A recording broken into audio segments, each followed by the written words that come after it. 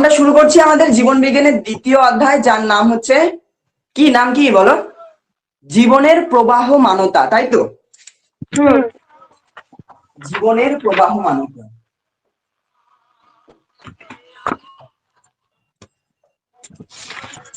জীবনের প্রবাহমানতা। আচ্ছা, একটু ভাবো তো যে যখন তুমি প্রথম জন্মগ্রহণ করেছিলে, যদিও তোমার মনে থাকবে না তখন তুমি কিরকম ছিলে বা কিরকম ব্যবহার করতে, তবু একটু কল্পনা করো যে যখন তুমি জন্মগ্রহণ করেছিলে এইটুকু একদম ছিলে না, তুমি একদম ছোট্ট, কথা বলতে পারতে না। ধীরে ধীরে তুমি কথা বলা শিখলে, ধীরে ধীরে তুমি বড় হলে, বসতে শিখলে, হাঁটতে শিখলে, তারপর স্কুলে যাওয়া শুরু করলে। এবার ধীরে ধীরে বড় হতে হতে আজকে কত বড় হয়ে গেছো না? আর আজকে আমাদের এখানে ক্লাস করছো অনলাইনে, তাই তো? হ্যাঁ। হুম। তার মানে আমরা কি এখান থেকে বলতে পারি, আচ্ছা তোমার কথা বাদই দাও, আমরা যদি গাছপালার কথায় লক্ষ্য করি, যে একটা গাছ সবার প্রথমে এইটুকু একটা বীজ থাকে, ওই ছোট্ট একটা বীজ থেকে ধীরে ধীরে ধীরে ধীরে গাছ তৈরি হয়, সেখান থেকে ধীরে ধীরে গাছটা বড় হতে থাকে, একদিন অনেক বড় হয়ে যায়, তারপর সেখানে ফুল আসে, ফল ধরে, এরকম করে বিরাট বড় হয়ে যায়, বেশ কতদিন বেঁচে থাকে। তারপর একসময় গাছটা মারা যায় বলতে গেলে, ঠিক আছে? গাছটা ধীরে ধীরে বার্ধক্য আসতে থাকে, একসময় গাছটা মারা যায়। আচ্ছা, কখনো কি এরকম হয় যে তোমরা আজ যেমন অবস্থায় রয়েছো, আজ থেকে 1 বছর বা 2 বছর পর এরকমই থাকবে? মোটেই নয়। তোমার কিছু না কিছুটা বৃদ্ধি ও বিকাশ ঘটবে তোমার। তার মানে আমরা একটা লাইন কিন্তু এখানে বলতে পারি যে জীবন কিন্তু প্রবাহমান, মানে বলতে পারি life is a continuous process. Life কিন্তু কখনো থেমে থাকে না, জীবন সর্বদাই চলমান থাকে, ঠিক আছে? এখান থেকে আমরা বলতে পারি। তো এই যে, তো এই অধ্যায়ের নামও হচ্ছে এটাই, যে জীবনের প্রবাহমানতা বা কন্টিনিউটি অফ লাইফ। জীবন যে এইভাবে প্রবাহমান ভাবে চলছে, অর্থাৎ এক জায়গায় স্থির নেই। মানে প্রথমে তুমি ছোট ছিলে, ধীরে ধীরে ধীরে ধীরে বড় হতে থাকলে, তোমার দেহের মধ্যে নানা ধরনের পরিবর্তন আসতে থাকলো। তো এই যে ছোট থেকে ধীরে ধীরে বড় হচ্ছ, তোমার দেহে নানা ধরনের পরিবর্তন আসছে, এই জিনিসগুলো কার দ্বারা নিয়ন্ত্রণ হচ্ছে বলো তো?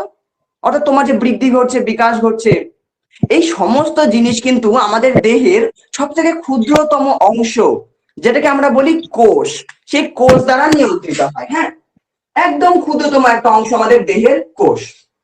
এই কোষ দিয়ে বলতে পারি যে মোটামুটি আমাদের গোটা দেহ তৈরি। এই কোষও কিন্তু যেমন অবস্থায় থাকে সেরকম অবস্থায় থাকে না। এই কোষও কিন্তু তোমার ধীরে ধীরে ধীরে ধীরে আকারে বড় হয়, তারপর একটা কোষ থেকে দুটো কোষ তৈরি হয়, মানে কোষ কিন্তু বিভাজিত হয়। কোষের এই বিভাজনকে বলা হয় কোষ বিভাজন। তো একটা কোষ থেকে দুটো কোষ তৈরি হয়, দুটো থেকে চারটা কোষ তৈরি হয়। এইভাবে কোষ বিভাজিত হয় বলেই কিন্তু আমাদের বৃদ্ধি ঘটছে, আমরা ধীরে ধীরে বড় হয়ে উঠছি, এক সময় আমরা আরো বড় হয়ে যাব, তারপরে অবশেষে আমাদের বার্ধক্য আসবে। হুম। এইভাবে জীবন চলতে থাকবে। তারপরে যখন তোমরা বড় হবে, তোমাদেরও কিছু সন্তান হবে, তারাও ধীরে ধীরে বড় হতে থাকবে, এইভাবে জীবনটা কিন্তু চলতে থাকবে এইভাবে, ঠিক আছে? তো এই যে আমাদের দেহে এত পরিবর্তন আসছে, আমরা ধীরে ধীরে বড় হচ্ছি, বা জীবন যে প্রবাহমান অবস্থায় রয়েছে, এই সমস্ত কিছু কিন্তু একটা জিনিস দ্বারা নিয়ন্ত্রিত হয়, সেটা হচ্ছে দেহের সব থেকে ক্ষুদ্রতম অংশ, যেটাকে আমরা বলি কোষ। তো সেই ছোট্ট একটা অংশ, যেটা খালি চোখেও দেখা যায় না, মাইক্রোস্কোপ দিয়ে দেখতে হয়, সেই জিনিসটা যখন আমাদের সারা দেহকে পরিচালিত করছে, গোটা দেহকে আমাদের গঠন করছে, দেহে যা কিছু আছে, আমি আছি মানে আমি এই কোষটাই কিন্তু লক্ষাধিক, মানে লক্ষ লক্ষ কোষের সমন্বয়ে কিন্তু আমি এখন তৈরি হয়ে আছি, তোমাদের সামনে তোমাদেরকে আমি ক্লাস করতে পারছি। তো যে কোষটা এত কিছু নিয়ন্ত্রণ করছে, সেই কোষ সম্বন্ধে তো একটু কিছু জানাই যায় না? চলো একটু জেনে নি যে কোষের মধ্যে আসলে কি কি আছে। আর এই অধ্যায়ে বা আসলে আমরা কি পড়বো? এই অধ্যায়ে আসলে আমরা পড়বো যে তোমার এই যে কোষ রয়েছে, এই কোষটি বিভাজিত কি করে হয়, মানে কোষের বিভাজনটা ঠিক কি করে হয়, একটা কোষ থেকে দুটো কোষ কি করে তৈরি হয়, সেটা আমরা এই চ্যাপ্টারের প্রথম দিকে জানবো।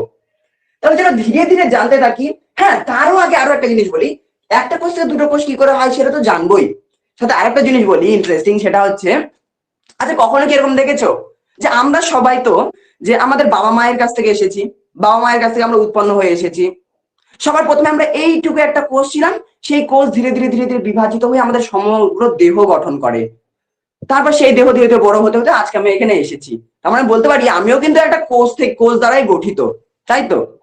হুম। হ্যাঁ, এবার আমরা কারা? আমরা হচ্ছে মানুষ। তো মানুষের সন্তান দেখবে সবসময় মানুষই হয়। এরকম কি কখনো হয় যে তোমার ধরো সন্তান হলো, সন্তানের কি মাথাতে শিং বেরিয়ে যাওয়া সম্ভব? কখনোই সম্ভব না, মাথাতে শিং বেরোবে না। আবার মানুষের দুটো হাত দুটো পাই থাকে, মানে একজন মানুষের সন্তান যখন হবে সেই সন্তানও কিন্তু একটা কোষ থেকে গঠিত হয়েছে, ঠিক আছে? সেই সন্তানটারও কিন্তু দুটো হাত দুটো পাই থাকবে, দুটো চোখই থাকবে। মানে মানুষের সন্তান কিন্তু সবসময় মানুষই হয়। কখনো কি এরকম হয় যে গরুর পেট থেকে কখনো ঘোড়ার বাচ্চা হয়েছে, এরকম হয় কি? এরকমও হয় না। গরু থেকে গরুই হবে, ঘোড়ার কাছ থেকে ঘোড়াই হবে। কিন্তু এই সমস্ত জিনিস কিন্তু একটা জিনিস দ্বারাই গঠিত। একটা ঘোড়ার কথা যদি লক্ষ্য করি, ঘোড়ারও দেহের ক্ষুদ্রতম অংশ হচ্ছে ওই কোষ, মানে এই কোষ। আমাদের দেহেরও কিন্তু ক্ষুদ্রতম অংশ হচ্ছে একটা কোষ। কোষ দুটোর মধ্যে কিন্তু কোনো পার্থক্য নেই। প্রাণীদের, সব প্রাণীর কোষ কিন্তু একই রকম। উদ্ভিদের কোষ আর প্রাণী কোষের মধ্যে পার্থক্য আছে, কিন্তু প্রাণী, সব প্রাণীর কিন্তু কোষ একই রকম। তার মানে যখন কোষ একই রকম, তাহলে এই কোষ যখন বিভাজিত হয়, কোষ বোঝে কি করে যে আমাকে এই রকম দেহ তৈরি করতে হবে, যে দেহের মধ্যে দুটো চোখ থাকবে, দুটো কান থাকবে, নাক একটাই থাকবে, নাক দুটো হবে না, এরকম দেহই গঠন করতে হবে? এটা কোষটা বোঝে কি করে? এই কোষের মধ্যে নিশ্চয় কোথাও না কোথাও কোনো একটা ইনফরমেশন বা কোডিং দেওয়া রয়েছে, যার মাধ্যমে এই কোষটাকে নির্দেশ দেওয়া হয় যে তুমি কিন্তু বিভাজিত হয়ে এই রকম দেহ গঠন করবে। সেই জিনিসটা কিসের দ্বারা নিয়ন্ত্রিত হয় বলতে পারবে কি? জিন দ্বারা? হ্যাঁ, বলতে পারো জিন দ্বারা। কিছুটা, মানে একদম ঠিকই বলেছো তুমি, একদম গভীরে গিয়ে বলেছো। ওপর ওপর দিয়ে যদি বলি আমরা, যে এই যে কোষ আছে, এই কোষের মধ্যে এক ধরনের অঙ্গাণু দেখা যায় যাকে বলা হয় ক্রোমোজোম। ক্রোমোজোম নামক একটা জিনিস রয়েছে। সেই ক্রোমোজোম আসলে আমাদের দেহের যত দৈহিক ও চারিত্রিক বৈশিষ্ট্য রয়েছে, মানে মানুষের সন্তান মানুষই হবে, এটা কিন্তু ক্রোমোজোম মানে নিয়ন্ত্রণ করে, এই কোষের ভেতরে রয়েছে। ক্রোমোজোম কিছুটা এই ধরনের দেখতে হয়।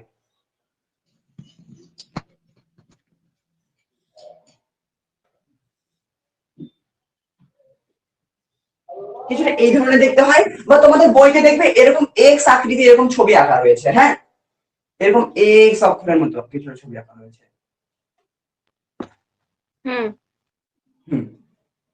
এই যে ক্রোমোজোম, এই ক্রোমোজোম দিয়ে কি, ক্রোমোজোমে কিন্তু আসলে নিয়ন্ত্রণ করে, যে যেটা আমি বললাম যে তোমার মানুষের সন্তান মানুষই হবে, আমার মধ্যে দুটো চোখই থাকবে, চুলের রং আমার কালোই হবে, তারপর আমার চোখের মনির রং কালো হবে, নীল হবে না, বা নীল হবে বাদামি হবে না, এটা কিন্তু এটার দ্বারাই নিয়ন্ত্রিত। আমার গায়ের রং কালো হবে না ফর্সা হবে, এটাই মূলত ক্রোমোজোম দ্বারা নিয়ন্ত্রিত হয়। এবার চলো একটু দেখি ক্রোমোজোমের ভেতরে কি আছে।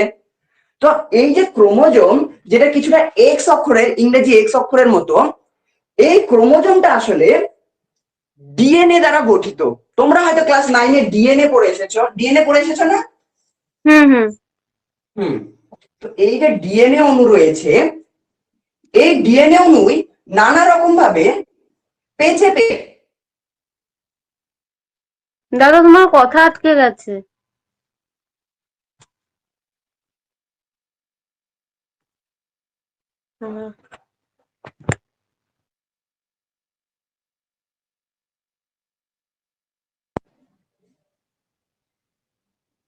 হ্যাঁ, শুনতে পাচ্ছ? ইলেকট্রিসিটি, সরি, নেটওয়ার্ক চলে গিয়েছিল। হ্যাঁ, এবার শুনে। আচ্ছা, তো এই যে ডিএনএ তো বললাম না, তো এই যে ডিএনএ আছে, এই ডিএনএ এর বিশেষ ধরনের কুণ্ডলীকৃত অবস্থা হচ্ছে এই ক্রোমোজোম। বিশেষ ধরনের কুণ্ডলীকৃত অবস্থা মানে সেটা জানবো, চলো আমরা দেখে নেবো। তাহলে প্রথমে এটাই, যে এই যে ডিএনএ অণু আছে, এই ডিএনএ অণু কিন্তু নানা রকম ভাবে পেঁচে পেঁচে পেঁচে ক্রোমোজোমটাকে তৈরি করে। কিভাবে পেঁচে পেঁচে তৈরি করে? এই যে ক্রোমোজোম যেটা আমি বলছি, এই ক্রোমোজোমটা আসলে কিভাবে গঠিত হয় সেটা আমরা জানবো। সেইটা জানার আগে আরো একটা ইন্টারেস্টিং তথ্য তোমাদের দিয়ে দিই। এই যে ডিএনএ আছে, হ্যাঁ, এই ডিএনএ এর কিছু বিশেষ বিশেষ অংশ, কিছু বিশেষ বিশেষ অংশ তোমার, কিছু বিশেষ বিশেষ অংশ নিয়ন্ত্রণ করে, বা তাদের কাছে একটা, মানে কি বলবো, সেই কিছু একটা বৈশিষ্ট্যকে তারা বহন করে, যে তারা এরকম, তাদের কাছে একটা পাওয়ার টাইপের থাকে বলতে পারো, যে তারাই নিয়ন্ত্রণ করবে যে তোমার চুলের রং কালো হবে না, চুলের রং সাদা হবে না বাদামি হবে। মানে একটা নির্দিষ্ট প্রোটিন সংশ্লেষের সংকেত বহন করে ডিএনএ এর কিছু নির্দিষ্ট অংশ। সেই নির্দিষ্ট অংশগুলোকে বলা হয় জিন। যেটা তুমি প্রথমে উত্তর দিলে, যে মানুষের সন্তান মানুষ হয়, এই জিনিসগুলো, বা আমাদের দেহের যত দৈহিক ও চারিত্রিক বৈশিষ্ট্য রয়েছে, এই সমস্ত বৈশিষ্ট্য বলতে গেলে কিন্তু এই ডিএনএ এর কিছু বিশেষ বিশেষ অংশ, প্রতিটি বিশেষ বিশেষ অংশ দ্বারা নিয়ন্ত্রিত হয়। সেই বিশেষ বিশেষ অংশগুলোকে বলা হয় জিন। অর্থাৎ বলতে পারি এই জিন কিন্তু আমাদের মূল দৈহিক ও চারিত্রিক বৈশিষ্ট্যগুলোকে নিয়ন্ত্রণ করে। আর এই জিন যেহেতু ডিএনএ তে আছে, আর এই ডিএনএ পেঁচে পেঁচে ক্রোমোজোম তৈরি করে, সেজন্য আমরা বলি যে ক্রোমোজোমও কিন্তু আমাদের দেহের দৈহিক ও চারিত্রিক বৈশিষ্ট্যগুলোকে কিন্তু নিয়ন্ত্রণ করে হচ্ছে ক্রোমোজোম। সেই জন্য বলি, কেন বলি বুঝতে পারলে? হুম হুম। হুম। এবার এই যে ডিএনএটা কোথায় থাকে বলো তো? চলো আমরা একটু ভালো করে ঢুকি। চলো, আমরা পড়ছিলাম কোষ নিয়ে, তাই তো? তো হুম। এই যে কোষ যেটা আমাদের সমগ্র দেহকে গঠন করেছে, সে কোষের যদি আমরা ভেতরে ঢুকি কি দেখতে পাবো? কোষের মধ্যে নানা ধরনের কোষীয় অঙ্গাণু দেখতে পাবো আমরা। হ্যাঁ, নানা ধরনের কোষীয় অঙ্গাণু দেখতে পাবো। কি কি কোষীয় অঙ্গাণু থাকে তোমরা পড়েছো? তোমার কি কি থাকে আমি বলছি না। তো নানা ধরনের কোষীয় অঙ্গাণু থাকে, আর তার একদম মাঝখানে থাকে হচ্ছে মূল নিয়ন্ত্রক, মানে সবকটা কোষীয় অঙ্গাণুকে নিয়ন্ত্রণ করে। সেই মূল নিয়ন্ত্রকের নাম কি বলতো? নিউক্লিয়াস। হ্যাঁ, নিউক্লিয়াস। এই নিউক্লিয়াস কিন্তু সমগ্র কোষটাকে বলতে পারো নিয়ন্ত্রণ করে। এই নিউক্লিয়াসটা যদি আমরা ভেতরে ঢুকে যাই, চলো নিউক্লিয়াসটাকে আমরা একটু জুম করি। আমরা এরকম একটু জুম করি। এই নিউক্লিয়াসটা যদি আমরা ভেতরে ঢুকে যাই, তাহলে দেখতে পাবো নিউক্লিয়াসের মধ্যে অসংখ্য এরকম পেঁচানো পেঁচানো পেঁচানো পেঁচানো কিছু একটা জিনিস রয়েছে। পেঁচানো পেঁচানো পেঁচানো একটা জিনিস রয়েছে, অসংখ্য দড়ির মতো। হুম। পাটের যেমন দড়ি হয় না, একদম পেঁচানো পেঁচানো থাকে, ওরকম দেখবে যে সূত্র আকারে একটা গঠন দেখা যায়, অসংখ্য পেঁচানো পেঁচানো। এই সূত্রাকার গঠনকে বলা হয় নিউক্লিয় জালিকা। মানে নিউক্লিয়াসের মধ্যে যে সূত্রাকার জালকের মতো অংশ দেখা যায়, সেই জালকের মতো অংশকে বলা হয় তোমার নিউক্লিয় জালিকা বা ক্রোমাটিন জালিকা। এটাকে বলা হয় ক্রোমাটিন জালিকা।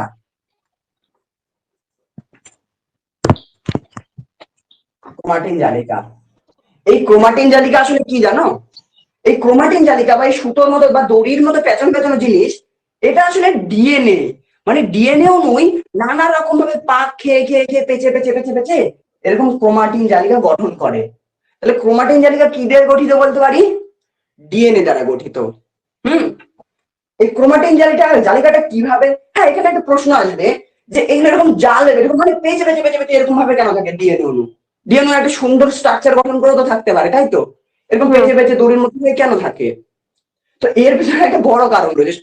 আমাদের দেহে যা কিছু রয়েছে বা যা কিছু ঘটছে, সবকিছুর পেছনে কিন্তু একটা কারণ আছে, যদি সন্ধান করে দেখো। একটা ইন্টারেস্টিং তথ্য দিই। একটা কোষ, যেই কোষ কিনা খুব ছোট, তার মধ্যে যে নিউক্লিয়াস আছে, ওই নিউক্লিয়াসের মধ্যে কি থাকে? ডিএনএ অণু। ডিএনএ কি থাকে? পেঁচে পেঁচে অবস্থান করে। তো একটা কোষের মধ্যে যে ডিএনএ থাকে, একটা কোষের মধ্যে, হ্যাঁ, একটা কোষের মধ্যে যে ডিএনএ থাকে, এই ডিএনএটা লম্বায় কতটা হয় জানো? একটা ডিএনএ দৈর্ঘ্য কত হয়, যেটা একটা কোষে থাকে আমাদের দেহের, জানো? না। আচ্ছা, এটা কি মানে আইডিয়া করো তো? এটা কি একটা মানে মানুষের থেকেও অনেক লম্বা হবে এরকম টাইপের? আমি কিছুটা একটু শুনেছিলাম একবার। হ্যাঁ, একটা ওই ছোট্ট কোষের মধ্যে যে ডিএনএ থাকে, তার দৈর্ঘ্য প্রায় মোটামুটি হয় 2 মিটার। ঠিক আছে, 1 মিটার মানে তো এত বড়, তো প্রায় হয় 2 মিটার। মানে কতটা লম্বা ভাবো। আরো একটা ইন্টারেস্টিং তথ্য, সেটা হচ্ছে আমাদের কি একটা কোষের মধ্যে 2 মিটার থাকে, এবার আমাদের সারা দেহে কত লক্ষাধিক লক্ষ লক্ষ কোষ রয়েছে। তো অতগুলো কোষের মধ্যে যতগুলো ডিএনএ রয়েছে, সেই সব ডিএনএ গুলোকে যদি আমরা জয়েন্ট করি, একটা ডিএনএ এর সঙ্গে আরেকটা ডিএনএ যদি জয়েন্ট করি, তাহলে সেটা লম্বায় কতটা দাঁড়াবে জানো? আইডিয়া করতে পারো? জান্নাতি, আইডিয়া করো, কতটা লম্বা হতে পারে বলো তো?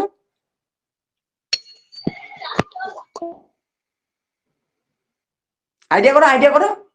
আরে বাবা, তোমরা জানো নাকি? যদি না জেনে থাকো বলো, কিছু একটা বলো, আইডিয়া করতে বলেছি, বলতে হতেই পারে।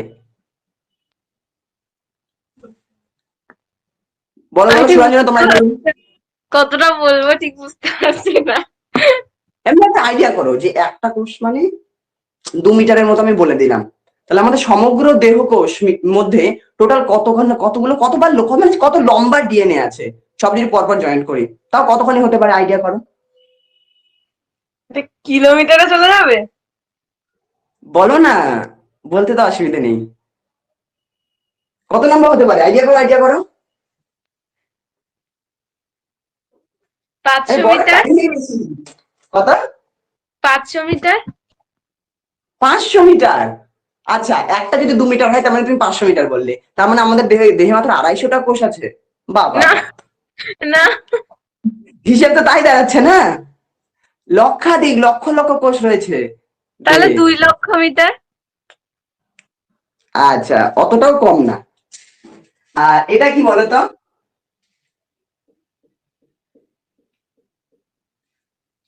পাড়ার কথা কি এটা, যদি দেখতে পাচ্ছ? না না, দেখতে পাচ্ছি না। আচ্ছা ওয়েট, এখানে একটু লাইটের কিছু প্রবলেম, এবার দেখতে পাচ্ছ? হ্যাঁ। কি এটা বলো তো? আরে অ্যান্সার করো, এত দেরি করলে তো ক্লাস এখনো যাবে না। সূর্য। হ্যাঁ, এটা হচ্ছে সূর্য। সূর্যের চারিদিকে কি আছে? অনেক গ্রহ আছে না? হুম। হুম। তো এই সমস্ত ডিএনএ গুলোকে যদি আমরা জড়ো করি, সেটা কিন্তু তোমার পৃথিবীর থেকে তো বড় হবেই, ইভেন সূর্যের থেকে বড়। ইভেন আমাদের যে গোটা সৌরমণ্ডল রয়েছে, সেই মানে আকাশ সৌরমণ্ডলের পথ। গোটা সৌরমণ্ডলের দ্বিগুণ, গোটা সৌরমণ্ডলটা যতটা দূরত্ব হবে তারও যদি ডবল করি, সেটা হচ্ছে একটা মানুষের দেহে অত লম্বা ডিএনএ আছে, সবগুলোকে যদি জয়েন্ট করি। মানে শুনে মনে কতটা অবাক লাগছে না, কতটা আশ্চর্য মনে হচ্ছে না? যে এত লম্বা জিনিস তো তখন কি আমরা, অসম্ভব। হ্যাঁ অসম্ভব মনে হচ্ছে, কিন্তু তাহলে সম্ভব, মানে কখন সম্ভব? বলো। তাহলে আমাদের শরীরটা অত বড় তাহলে কি করে আছে? হ্যাঁ, এবার ওই কথাতে আসছি যে অত বড় কি করে আছে। তো এত বড় তো আর এক জায়গাতে নেই, এগুলো তো সমস্ত কোষগুলোকে যোগ করি। একটা কোষের মধ্যে কতখানি আছে বললাম? 2 মিটার আছে। হুম। হুম। তো কোষ এতটাই ছোট জিনিস, যেটাকে আমরা খালি চোখে পর্যন্ত দেখতে পারি না, মাইক্রোস্কোপ লাগে দেখতে, এতটাই ছোট। ওই ছোটর মধ্যে আরো ছোট নিউক্লিয়াস, সেই নিউক্লিয়াসের মধ্যে 2 মিটার লম্বা, 2 মিটার লম্বা, মানে স্ক্রিনে আসছে না, সেই 2 মিটার লম্বা ডিএনএ। এত বড় জিনিস ওই ছোট জিনিসের মধ্যে যদি আটাতে চাও, তাহলে নিশ্চয়ই নানা রকম ভাবে বুদ্ধি খাটিয়ে খাটিয়ে, মানে নানা রকম ভাবে গুটলি পাকিয়ে রাখতে হবে, তাই তো? হ্যাঁ। সেই জন্যই এত বড় ডিএনএ যাতে ওইটুকু জায়গায় আটতে পারে, সেই জন্য ওই ডিএনএটা খুব পাতলা হয় কিন্তু, বুঝলে? যদি খুব পাতলা হয় সেক্ষেত্রে কিন্তু জড়ো সড়ো করে ওখানে রাখা যেতে পারে ওইটুকু জায়গাতে। তো ওই ডিএনএটা তখন কি করে, নানা রকম ভাবে পেঁচে পেঁচে পেঁচে পেঁচে পেঁচে পেঁচে পেঁচে ক্রোমাটিন জালিকা তৈরি করে এইরকম ভাবে নিউক্লিয়াসের মধ্যে অবস্থান করে। মানে এখানে যে এটা দেখতে পাচ্ছ, এটা যদি খোলা হয় আর ডিএনএটাকে সেপারেট করা হয়, সেটা কিন্তু প্রায় 2 মিটার দাঁড়াবে। হুম। এই জন্য যাতে এত বড় জিনিসটা এক জায়গায় থাকতে পারে ছোট্ট একটা জায়গায়, সেজন্য এটা পেঁচে পেঁচে থাকে। এবারে পেঁচার মধ্যে নানা ভাগ রয়েছে, একটা স্টাইল রকম, মানে একটা আলাদা স্টাইলে তোমার পেঁচে থাকে। কিরকম রকম বলে দিচ্ছি। মনে করো এটা ডিএনএ, আচ্ছা এই কলমে তো বোঝা যাচ্ছে না, এটা হচ্ছে আমাদের ডিএনএ। হ্যাঁ, ছোট্ট আঁকাচ্ছি, এটা আমাদের ডিএনএ। হ্যাঁ, হুম। এবার এই ডিএনএ কি করবে বলতো? এই ডিএনএ, এত বড় ডিএনএটাকে আমি একটা লাইন দিয়ে বোঝাচ্ছি। হ্যাঁ, একটা লাইন টানবো মানে এটা একটা ডিএনএ। হ্যাঁ, হুম। তাহলে এটাকে একটু মুছে দিই বা পাশে লাইন দিয়ে আঁকাই। আবার আটকে গেছে।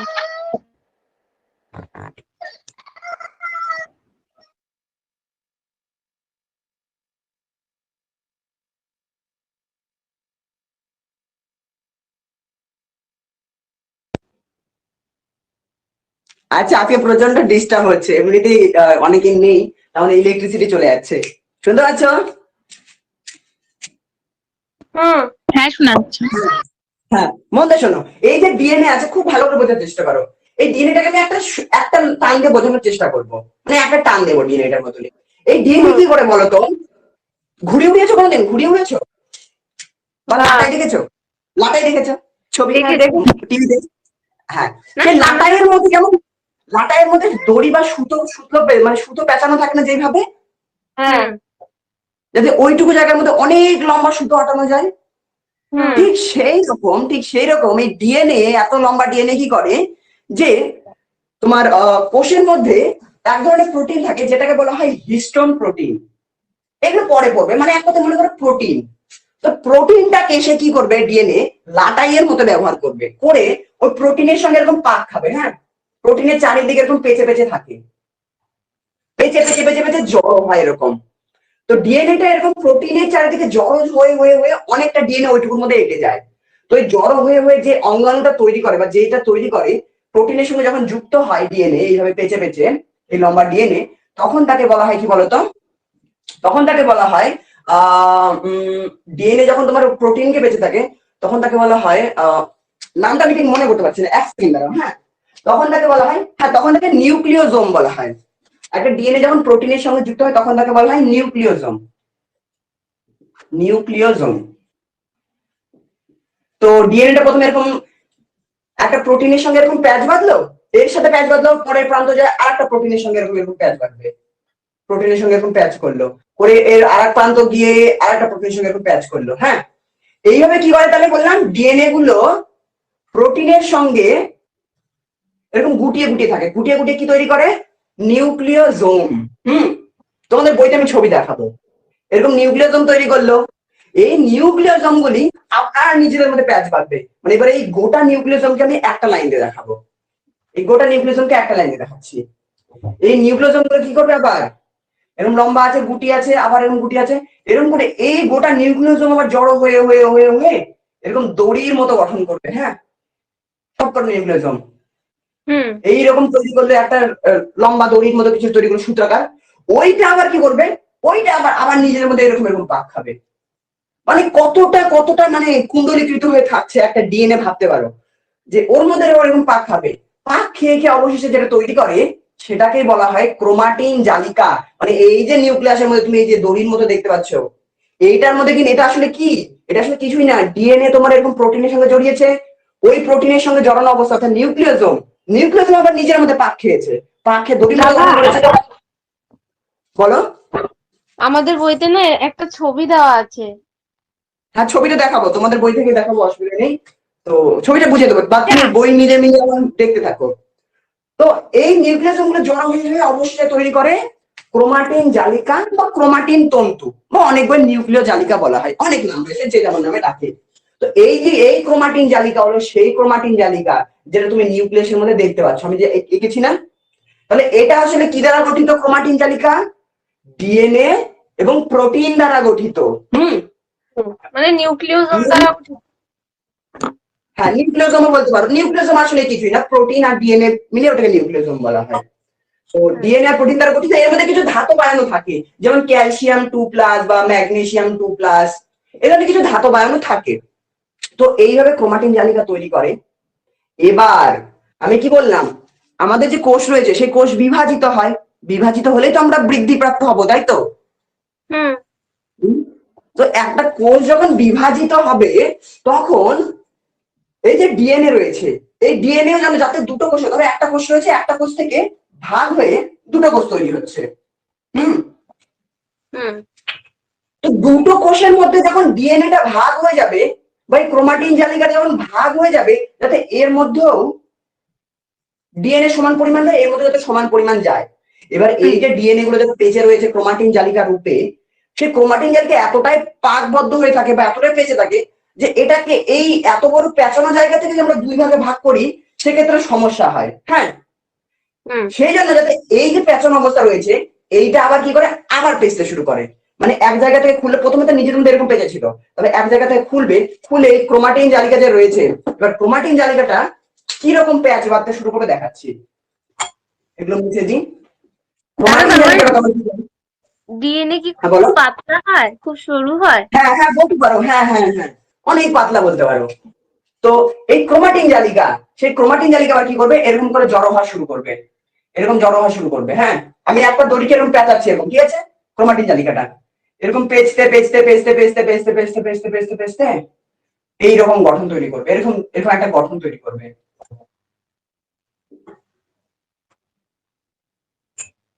এরকম এক্স আকৃতির একটা গঠন নেবে। হ্যাঁ, আমি তোমাদের ছবি দেখিয়ে দেবো। এই যে এক্স আকৃতির মতো গঠন করলো, কে গঠন করলো, ক্রোমাটিন জালিকা জড়ো হয়ে হয়ে এই এক্স আকৃতির মতো গঠন করলো, এই গঠনটার নামই হচ্ছে ক্রোমোজোম। তাহলে এই যে প্রথমে ক্রোমোজোম এঁকেছিলাম, এই ক্রোমোজোম কিন্তু সেই ক্রোমোজোম যেটা আমি এখানে এঁকেছি। হ্যাঁ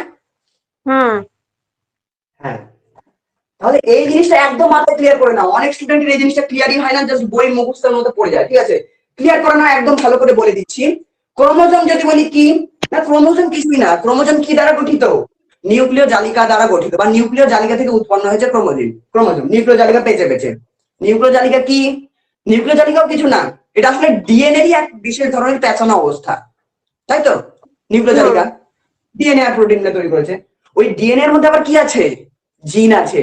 যে জিন একটা নির্দিষ্ট বংশগত বৈশিষ্ট্যকে বহন করে, বা একটি নির্দিষ্ট প্রোটিন সংশ্লেষের বৈশিষ্ট্যকে বহন করে হচ্ছে ওই জিন। তার মানে ক্রোমোজোম আছে, ক্রোমোজোমের মধ্যে অনেকগুলো ডিএনএ, মানে ডিএনএ আছে পেঁচে পেঁচে।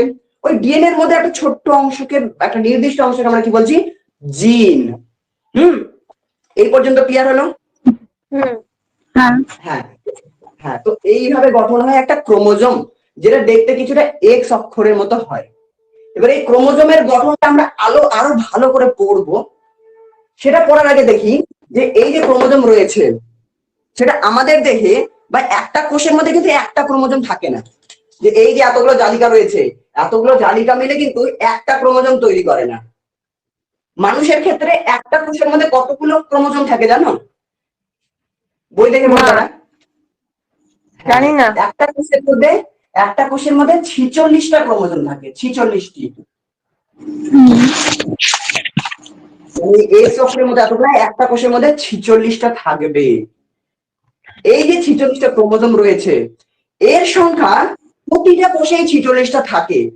প্রতিটা মানুষের মধ্যে, প্রতিটা কোষের মধ্যে, প্রতিটি মানুষের প্রতিটি কোষের মধ্যে, মানে দেহ কোষের মধ্যে, দেহ যে কোষ দ্বারা গঠিত সেই কোষের মধ্যে 46টা ক্রোমোজোম থাকে। যে ক্রোমোজোম গুলি, প্রতিটি ক্রোমোজোমের মধ্যে, প্রতিটি ক্রোমোজোম নানান রকম কাজ নিয়ন্ত্রণ করে। কেউ চুলের রং নিয়ন্ত্রণ করবে, কেউ তোমার হচ্ছে স্কিনের কালার নিয়ন্ত্রণ করবে, কেউ চোখের কালার নিয়ন্ত্রণ করবে, কেউ নিয়ন্ত্রণ করবে যে দুটোই হাত বের হবে, 5টা আঙ্গুল হবে।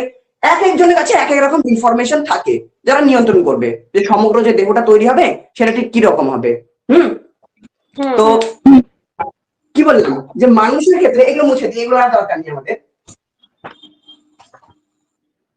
আমি বললাম যে মানুষের ক্ষেত্রে এই যে ক্রোমোজোম রয়েছে, সেই ক্রোমোজোম কটা থাকে? 46টি। 46টি। আর এই ক্রোমোজোম মূলত তোমার জোড়ায় জোড়ায় অবস্থান করে, ঠিক আছে? জোড়া জোড়া, এরকম পাশাপাশি এরকম জোড়ায় জোড়ায় অবস্থান করে, এরকম জোড়ায় জোড়ায় অবস্থান করে। এর মাইকা রয়েছে জোড়ায় জোড়ায় অবস্থান করে।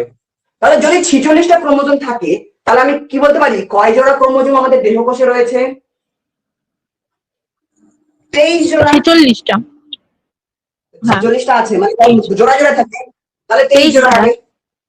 হ্যাঁ, মানে আমাদের দেহে 23 জোড়া ক্রোমোজোম থাকে।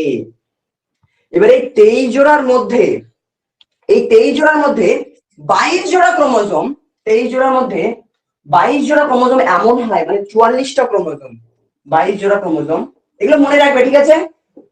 23 জোড়ার মধ্যে 22 জোড়া ক্রোমোজোম আমাদের দেহের নানা ধরনের, মানে দেহের গঠনগত ও চারিত্রিক নানা বৈশিষ্ট্যকে নিয়ন্ত্রণ করে। মানে যেটা আমরা সাধারণত দেহেতে যেটা দেখতে পাই, দেহের যত বৈশিষ্ট্য রয়েছে সেই সমস্ত গুলোকে, দৈহিক বৈশিষ্ট্যগুলোকে নিয়ন্ত্রণ করে এই 22 জোড়া ক্রোমোজোম। এই 22 জোড়া ক্রোমোজোম বা 44টা ক্রোমোজোম, এই 44টা ক্রোমোজোমের নাম হচ্ছে অটোজোম। এই 22 জোড়াকে বলা হয় অটোজোম। Autosome, autosome. তাহলে কটা পড়ে থাকলো? 23 জোড়ার মধ্যে 22 জোড়া চলে গেল, দুটো, এক জোড়ার মধ্যে দুটো পড়ে থাকলো। এই এক জোড়া ক্রোমোজোম, বাকি এক জোড়া ক্রোমোজোম মানুষের লিঙ্গ নির্ধারণে তোমার অংশগ্রহণ করে। মানে ছেলে হবে, মানে তোমার ধরো, মানে ছেলে হবে না মেয়ে হবে, সেই ছেলে বা মেয়ে বা লিঙ্গ বা মানে লিঙ্গ নির্ধারণ করে হচ্ছে এই তোমার হচ্ছে বাকি এক জোড়া ক্রোমোজোম বা বাকি দুটি ক্রোমোজোম। এক জোড়া ক্রোমোজোম, এই এক জোড়া ক্রোমোজোম যেহেতু লিঙ্গ নির্ধারণ করে, সেজন্য এটাকে বলা হয় সেক্স ক্রোমোজোম বা অ্যালোজোম। এটাকে বলা হয় সেক্স ক্রোমোজোম বা অ্যালোজোম। সেক্স ক্রোমোজোম বা অ্যালোজোম। তাহলে আমি যদি বলি অটোজোম থাকে 22 জোড়া, মানে 44টা, আর অ্যালোজোম কয়টা থাকে? এক জোড়া, মানে দুটো। এক জোড়া, দুটো। দুটো। এই অ্যালোজোম কি করে? লিঙ্গ নির্ধারণ করে। অ্যালোজোম কিভাবে লিঙ্গ নির্ধারণ করে সেটা আমরা পড়বো 3 নাম্বার চ্যাপ্টারে, মানে বংশগতি। সেজন্য এই কনসেপ্ট যদি ক্লিয়ার না থাকে তাহলে কিন্তু আর বংশগতি বুঝতে পারবে না। তো অ্যালোজোম কি করে মানে লিঙ্গ নির্ধারণ করে সেটা ওই চ্যাপ্টারে জানবো। এবার যে 22 জোড়া অটোজোম, এটা সবার দেহে একই থাকে, মানে ছেলেদের দেহ 22 জোড়ায় থাকে, মানে 44টায় থাকে প্রতিটা কোষের মধ্যে, এই প্রতিটা হুম কোষের মধ্যে একটা কোষের মধ্যে। মেয়েদের ক্ষেত্রেও 22 জোড়া অটোজমই থাকে, শুধুমাত্র পরিবর্তনটা কোথায় হয় বলতো, এই অ্যালোজোম বা সেক্স ক্রোমোজোম। এই অ্যালোজোম বা সেক্স ক্রোমোজোম মূলত দু ধরনের হয়, একটাকে বলা হয় এক্স ক্রোমোজোম, একটা আর ওয়াই একটাকে বলা হয় ওয়াই ক্রোমোজোম। হ্যাঁ, এবার এই এক্স ওয়াই অক্ষর দেখে এরকম মনে করো না যে এক্স ক্রোমোজোম এক্স আকৃতি দেখতে হয় মানে এরকম দেখতে হয়, আর ওয়াই আকৃতির আর ওয়াই ক্রোমোজোম মানে ওয়াই আকৃতি দেখতে হয়, এরকম কিন্তু মোটেই নয়। হ্যাঁ, হুম এক্স ক্রোমোজোম হয় তোমার কিছুটা বড়, আর ওয়াই ক্রোমোজোম হয় ছোট। ছবি আমি দেখিয়ে দেবো। মানে অন্যান্য সব ক্রোমোজোমের থেকে কিছুটা অর্ধেকই বলতে পারো, ছোট্ট ক্রোমোজোম হচ্ছে ওয়াই ক্রোমোজোম। এবার পুরুষদের ক্ষেত্রে এক্স আর ওয়াই এই দুটো ক্রোমোজোমই থাকে। হুম হুম দুটো আলাদা আলাদা কিন্তু সেক্স ক্রোমোজোম থাকে, যার জন্য পুরুষরা যে গ্যামেট উৎপাদন করে সেক্ষেত্রে পুরুষরা দু ধরনের গ্যামেট উৎপাদন করতে পারে। মানে তোমার গ্যামেট উৎপাদন করে দু ধরনের, একটা হচ্ছে এক্স গ্যামেট উৎপন্ন করতে পারে, একটা হচ্ছে ওয়াই গ্যামেট উৎপন্ন করতে পারে। কিন্তু স্ত্রীদের ক্ষেত্রে শুধুমাত্র এক্স ক্রোমোজোমই থাকে, ওয়াই ক্রোমোজোম থাকে না। স্ত্রীদের ক্ষেত্রে তাহলে কি রকম হবে, দুটোই এক্স ক্রোমোজোম থাকবে। হুম যার জন্য স্ত্রীরা কি করতে পারে, সর্বদা এক প্রকারেরই গ্যামেট উৎপাদন করতে পারবে, এক প্রকার গ্যামেট। এই জন্য পুরুষদের গ্যামেটকে বলা হয় হেটেরোগ্যামেটিক, আর হচ্ছে মানে হেটেরোগ্যামেট, আর হচ্ছে স্ত্রীরা যেহেতু তোমার এক ধরনের গ্যামেট তৈরি করতে পারে সেই জন্য তাদের বলা হয় হোমোগ্যামেটিক, তাদের গ্যামেটকে বলা হয়। এই জিনিসটা একটু মনে রাখবে। তো এবার দেখো, আর বাকি জিনিসগুলো আমরা বংশগতিতে পড়বো, যে তোমার একদম মানে পুরুষ সন্তান কি করে হয়, স্ত্রী সন্তান কি করে হয়, সেই সমস্ত দাদা জিনিসগুলো আমরা। হ্যাঁ বলো। বলছি যে হেটেরোগ্যামেট আর একটা কি বললে না, এই দুটো তো আমাদের বইতে নেই। থাকবে থাকবে, অবশ্যই থাকবে, আমাকে দেখাবে, আমি দেখিয়ে দেবো, ঠিক আছে। হুম আমার বইতে আছে এটা। আচ্ছা, তোমার বইটা আছে, তাহলে দেখাতে থাকো পড়ার সাথে সাথে। তো কি বললাম, কথাতে ফিরে আসে আসল কথাতে, যে একটা কোষের মধ্যে 23 জোড়া ক্রোমোজোম থাকে। এই 23 জোড়া ক্রোমোজোমের মধ্যে 22 জোড়া হচ্ছে অটোজোম, এক জোড়া হচ্ছে সেক্স ক্রোমোজোম বা অ্যালোজোম। সেক্স ক্রোমোজোম দু ধরনের, একটা হচ্ছে এক্স, একটা ওয়াই। হুম পুরুষদের ক্ষেত্রে এক্স ওয়াই দুটোই থাকে, কিন্তু স্ত্রীদের ক্ষেত্রে শুধুমাত্র এক ধরনের থাকে, অর্থাৎ এক্স ক্রোমোজোমটাই শুধু থাকে। আর বাকি যে 44টা ক্রোমোজোম মানে x x 44 plus x x, যদি বলে যে একটা স্ত্রীর ক্রোমোজোমের সংকেত লেখো, সেক্ষেত্রে এরকম আমরা লিখি যে 44 যোগ 44, 44 এ লেখা হয় কিনা আমার ঠিক মনে পড়ছে না, মানে 44টা অটোজোম আর দুটো হ্যাঁ, সেক্স ক্রোমোজোম। 44 যোগ এক্স এক্স। হ্যাঁ, এ লেখা হয় মানে অটোজোম। আর এগুলো আগে পড়ে রেখেছো নাকি? আচ্ছা, চলো, অটোজোম থাকে 44 প্লাস এক্স ওয়াই পুরুষদের ক্ষেত্রে, এটা। হ্যাঁ, দাদা মানে আজকে 44টা। সকালে এই জায়গাটা মুখস্থ করেছি। আচ্ছা, ঠিক আছে। তো তাহলে এখন বোঝো, তাহলে ক্লিয়ার হয়ে যাবে ব্যাপারটা আরো। তাহলে 44টা অটোজোম থাকে, আর দুটো কি থাকে, সেক্স ক্রোমোজোম থাকে দুটো। বা হ্যাঁ অ্যালোজোম X। থাকে। হুম আমাদের দেহ কোষে যেমন 46টা মানে 23 জোড়া ক্রোমোজোম থাকে। এবার একটা জিনিস একটু ভেবে দেখো তো, যে আমরা সবাই তো কি থেকে তৈরি হয়েছি, যে আমরা সবাই তোমার হচ্ছে বাবার কাছ থেকে আসা শুক্রাণু এবং তোমার মায়ের কাছ থেকে আসা ডিম্বাণু, এই শুক্রাণু আর ডিম্বাণুর মিলনে তৈরি হওয়া যে জাইগোট, সেই জাইগোটটাই বিভাজিত হয়ে হয়ে আমাদের সমগ্র দেহটাকে তৈরি করেছে, তাই না? হুম এবার আমি কিন্তু প্রথমে একটা জিনিস বলেছিলাম যে মানুষের দেহে কটা ক্রোমোজোম থাকে, 46টা ক্রোমোজোম, এটা বললাম। হুম 46টার কিন্তু কমও থাকে না, তার বেশিও থাকে না, কারণ প্রতিটা ক্রোমোজোমের একটা নির্দিষ্ট কাজ থাকে, নির্দিষ্ট জিনিসকে নিয়ন্ত্রণ করা। কোনো কারণে ধরো কারো 45টা ক্রোমোজোম আছে, সেক্ষেত্রে কি হবে বলতো, মনে করো এমন কোন ক্রোমোজোম কারো মিসিং আছে, যার ফলে দেখবে অনেকের এরকম হয়ে যায় যে একটা চোখ তৈরি হয়েছে, বা তোমার কান ভালো করে তৈরি হয়নি, বা তোমার নানা ধরনের অস্বাভাবিকতা দেখা যায়, ঠিক আছে। এই ক্রোমোজোম হুম যদি 46টা না থাকে, 46টা যদি কম থাকে, তাহলে কিন্তু নানা ধরনের অস্বাভাবিকতা দেখা যায়। মানে কোনো একটা অস্বাভাবিক, কোনো একটা কাজ করার জন্য যে ক্রোমোজোম ফিক্স ছিল, ওই কাজ করার ক্রোমোজোমটা ছিল না, যার জন্য ওই কাজটা সম্পূর্ণ হয়নি। হতে পারে হুম তার ধরো দুটো মুখ বেরিয়ে গেল, বা কিছু একটা ঘটতে পারে অস্বাভাবিকতা। এবার ক্রোমোজোম আবার বেশিও থাকতে পারে, তোমার 48টাও থাকতে পারে। আবার বেশি ক্রোমোজোম থাকলে কিন্তু নানা ধরনের রোগের সৃষ্টি হয়। সেই জন্য একজন সুস্থ মানব দেহ গড়ে উঠতে গেলে, একজন সুস্থ মানুষের প্রতিটা কোষে 46টাই কিন্তু ক্রোমোজোম থাকে, এটা মনে রাখবে। হ্যাঁ, 46টাই থাকে। এবার দেখো, এই যে গ্যামেট বা জনন কোষ রয়েছে, এটাও তো একটা কোষ। তো এই জনন কোষের মতো যদি 46টা ক্রোমোজোম থাকে, আর ডিম্বাণুর মতো যদি 46টা ক্রোমোজোম থাকে, তাহলে শুক্রাণু আর ডিম্বাণুর মিলনের ফলে যখন জাইগোট গঠন হবে, হ্যাঁ, মানে একটা নতুন ধরো শিশু যখন গঠন হবে, তার মধ্যে এটা একটা নতুন কোষ গঠন হলো, জাইগোট। তো 46 যোগ করে 6 × 12, মানে 92টা ক্রোমোজোম হয়ে গেল না নতুন কোষটাতে? হ্যাঁ হ্যাঁ, তাহলে ওটা থেকে হ্যাঁ 23টা, এটা 23টা যাবে। হ্যাঁ, এবার এই কোষ যদি আবার বিভাজিত হয়, তাহলে 92, এটা তো 92, তাহলে নতুন যে সন্তান জন্ম হবে তার মধ্যে তো ডবল হয়ে গেল। আর যদি ডবল হয় তাহলে তো নানা ধরনের অসুখ চলে আসবে, বললাম, মানে স্বাভাবিক থাকবে না মানুষ। হুম। হুম এই প্রবলেমটা যাতে না হয়, মানে ক্রোমোজোম সংখ্যা যাতে ডবল না হয়, যেই কটা ক্রোমোজোম আছে ওই কটা ক্রোমোজোমে যাতে সবার দেহে যায়, সেই জন্য শুধুমাত্র আমাদের যে জনন কোষ রয়েছে, সেই জনন কোষে দেহ কোষের তুলনায় অর্ধেক ক্রোমোজোম থাকে। মানে আমাদের একটা দেহের কোষ, যে কোষ দ্বারা আমাদের দেহ গঠিত হয়, সেই দেহ কোষে 46টা ক্রোমোজোম থাকে, হুম যেটাকে বলা হয় diploid set of chromosome. Diploid set মানে 2n = 46, এইভাবে লেখা হয়। হ্যাঁ, মানে ডিপ্লয়েড সেটে থাকে। আর আমাদের যে জনন কোষ রয়েছে, সেই জনন কোষে অর্ধেক থাকে, 46-এর অর্ধেক, মানে কত? 23টি, তাই তো? হুম 23টি মানে অর্ধেক। এটাকে লেখা হয় n = 23, মানে এটাকে বলা হয় haploid set of chromosome. Haploid set মানে মানে যখন 23টি থাকবে, ডিপ্লয়েড সেট মানে যখন 46টি থাকবে। এবার দেখো, শুক্রাণুতেও যদি 23টা ক্রোমোজোম থাকে, ডিম্বাণুতেও যদি n সংখ্যক ক্রোমোজোম থাকে, n মানে কি 23টা, তাহলে শুক্রাণু আর ডিম্বাণু যখন মিলন ঘটবে, n n এ 2n হয়ে যাবে, মানে 46টা হয়ে গেল।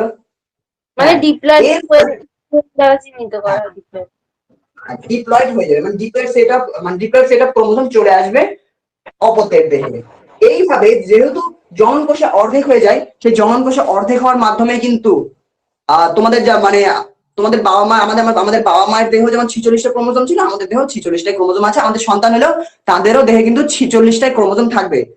অর্থাৎ তোমার কি বলবো, মানে সন্তান ধীরে ধীরে প্রতিটা প্রজন্মে বা পিতা মাতার দেহ থেকে সন্তানে ক্রোমোজোম সংখ্যা কিন্তু এইভাবে ধ্রুবক থাকে, ক্রোমোজোম সংখ্যা বাড়তে থাকে না। জনিত্রীর দেহ থেকে অপত্যের দেহে ক্রোমোজোম সংখ্যা এইভাবে স্থির থাকে। ওকে, তাহলে আমাদের কথায় ফিরে আসি, ক্রোমোজোমে আবার ফিরে আসি।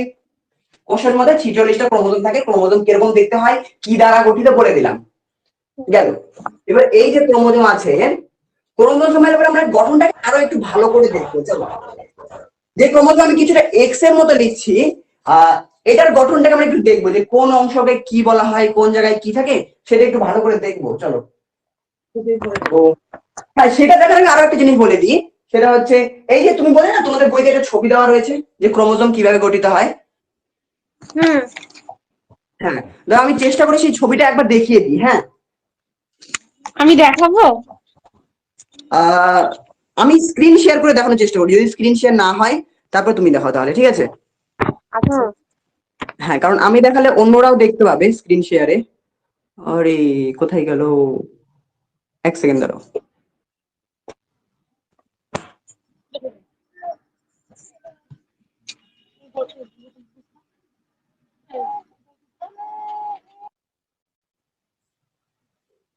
আচ্ছা, আমি মনে হয় সেভ করিনি নাকি।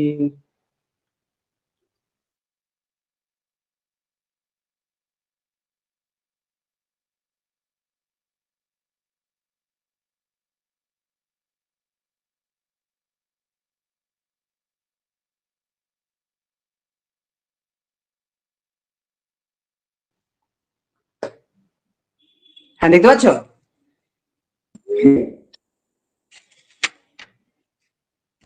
হ্যালো। হুম হুম আচ্ছা আচ্ছা, আমি না পিডিএফটা পাচ্ছি না, আমি বই থেকে দেখানোর চেষ্টা করছি। বই থেকে দেখতে পাবে কিনা জানি না, তবুও দেখো, যদি দেখতে পাও তো ভালো। এক সেকেন্ড, এগুলোকে বা তোমাদের বই খোলো। হ্যাঁ, বই খুলে দেখো, এরকম একটা ছবি পাবে। ছবিটা কি দেখতে পাচ্ছ? জানি না দেখতে পাচ্ছ কিনা। হ্যাঁ ঘোলা আসছে না হ্যাঁ। ঠিকই আসছে, দাঁড়াও। না, আমাদের কাছে এই বইটা আছে, দুলাল ছাত্র আছে আর সাতটা বসু আছে, আচ্ছা, দুটোই আছে হ্যাঁ, আমাদের। এই বইটাতে দেখবে, এখানে ঘোলা হয়তো আসবে, নিজের বইটা খুলে দেখবে বা যে কোনো বইতে দেখবে যে এরকম একটা ডিএনএ ছবি দেওয়া আছে। ডিএনএ গুলো জড়ো হয়ে হয়ে হয়ে হয়ে এরকম কি করলো, এই দেখো প্রোটিনের সঙ্গে বন্ধন গঠন করেছে। মানে প্রোটিনের গায়ে একটা লাটাইয়ের গায়ে যেমন সুতো জড়ানো থাকে, ওরকম ডিএনএ প্রোটিনের সঙ্গে পেঁচে যায় এরকম। হুম পেঁচে পেঁচে তৈরি করে আমাদের নিউক্লিওজোম। নিউক্লিওজোম গুলো আবার সারি সারি সারি সারি বদ্ধ হয়ে দড়ির মতো গঠন করে, ওইটা আবার নিজের মধ্যে প্যাচ বাঁধে। প্যাচ বেঁধে বেঁধে বেঁধে অবশেষে তৈরি করে আমাদের ক্রোমাটিন জালিকা বা ক্রোমাটিন তন্তু বা নিউক্লিয় জালিকা তৈরি করে। এবার এইটা আবার কি করবে, এইটা আবার প্যাচ বেঁধে বেঁধে বেঁধে বেঁধে বেঁধে এইরকম এক্স আকৃতি তৈরি করবে। হুম এই এক্স আকৃতির গঠনটাই হচ্ছে ক্রোমোজোম। এবার এটার গঠনটা আমরা একটু ভালো করে ডিটেলসে দেখি। দাদা, আমাদের সাতটা বসুর যে বইটা আছে ওটা তো সুন্দর করে ছবিটা দেওয়া আছে। হ্যাঁ, সব বই সুন্দর, ছবিটা ভালো করে দেওয়া থাকে। তো দেখে নেবে যার যেখান থেকে ভালো লাগবে, যেখান থেকে পড়তে ভালো লাগবে সেখান থেকে পড়বে। হুম আচ্ছা, একটা প্রশ্ন করেছিলাম মনে আছে, যে এই যে কোষের মধ্যে বা নিউক্লিয়াসের মধ্যে যে নিউক্লিয় জালিকা গুলো থাকে, ওরা ক্রোমোজোম কেন গঠন করে? নিউক্লিয় জালিকা আর ক্রোমোজোম তো কিছুই না, খালি একটা ডিফারেন্ট, মানে কি বলবো, স্ট্রাকচারই বলতে পারো। ওরা পেঁচে পেঁচে তৈরি হয়েছে, এটা এলোমেলো ভাবে আছে। তো এলোমেলো ভাবে থাকলে প্রবলেমটা কোথায় হতো? ওরকম একটা এত সুন্দর একটা গঠন করার কি দরকার? একটা করলাম না প্রশ্ন প্রথমে, হুম কেন বলতে পারবে? না। হুম আচ্ছা, যখন কোষ বিভাজিত হয়, আমরা পরবর্তীতে পড়বো কোষ বিভাজন, যে কোষ কি করে বিভাজিত হয়। তো কোষ বিভাজনের সময় কি হয়, তোমার কোষ বিভাজনের মেটাফেজ দশায় এই ক্রোমোজোম কিন্তু অল টাইম কোষের মধ্যে থাকে না। কোষ বিভাজনের বা কোষের বৃদ্ধির নানা দশা রয়েছে, সেই দশাগুলো সম্পর্কে ধীরে ধীরে জানবো।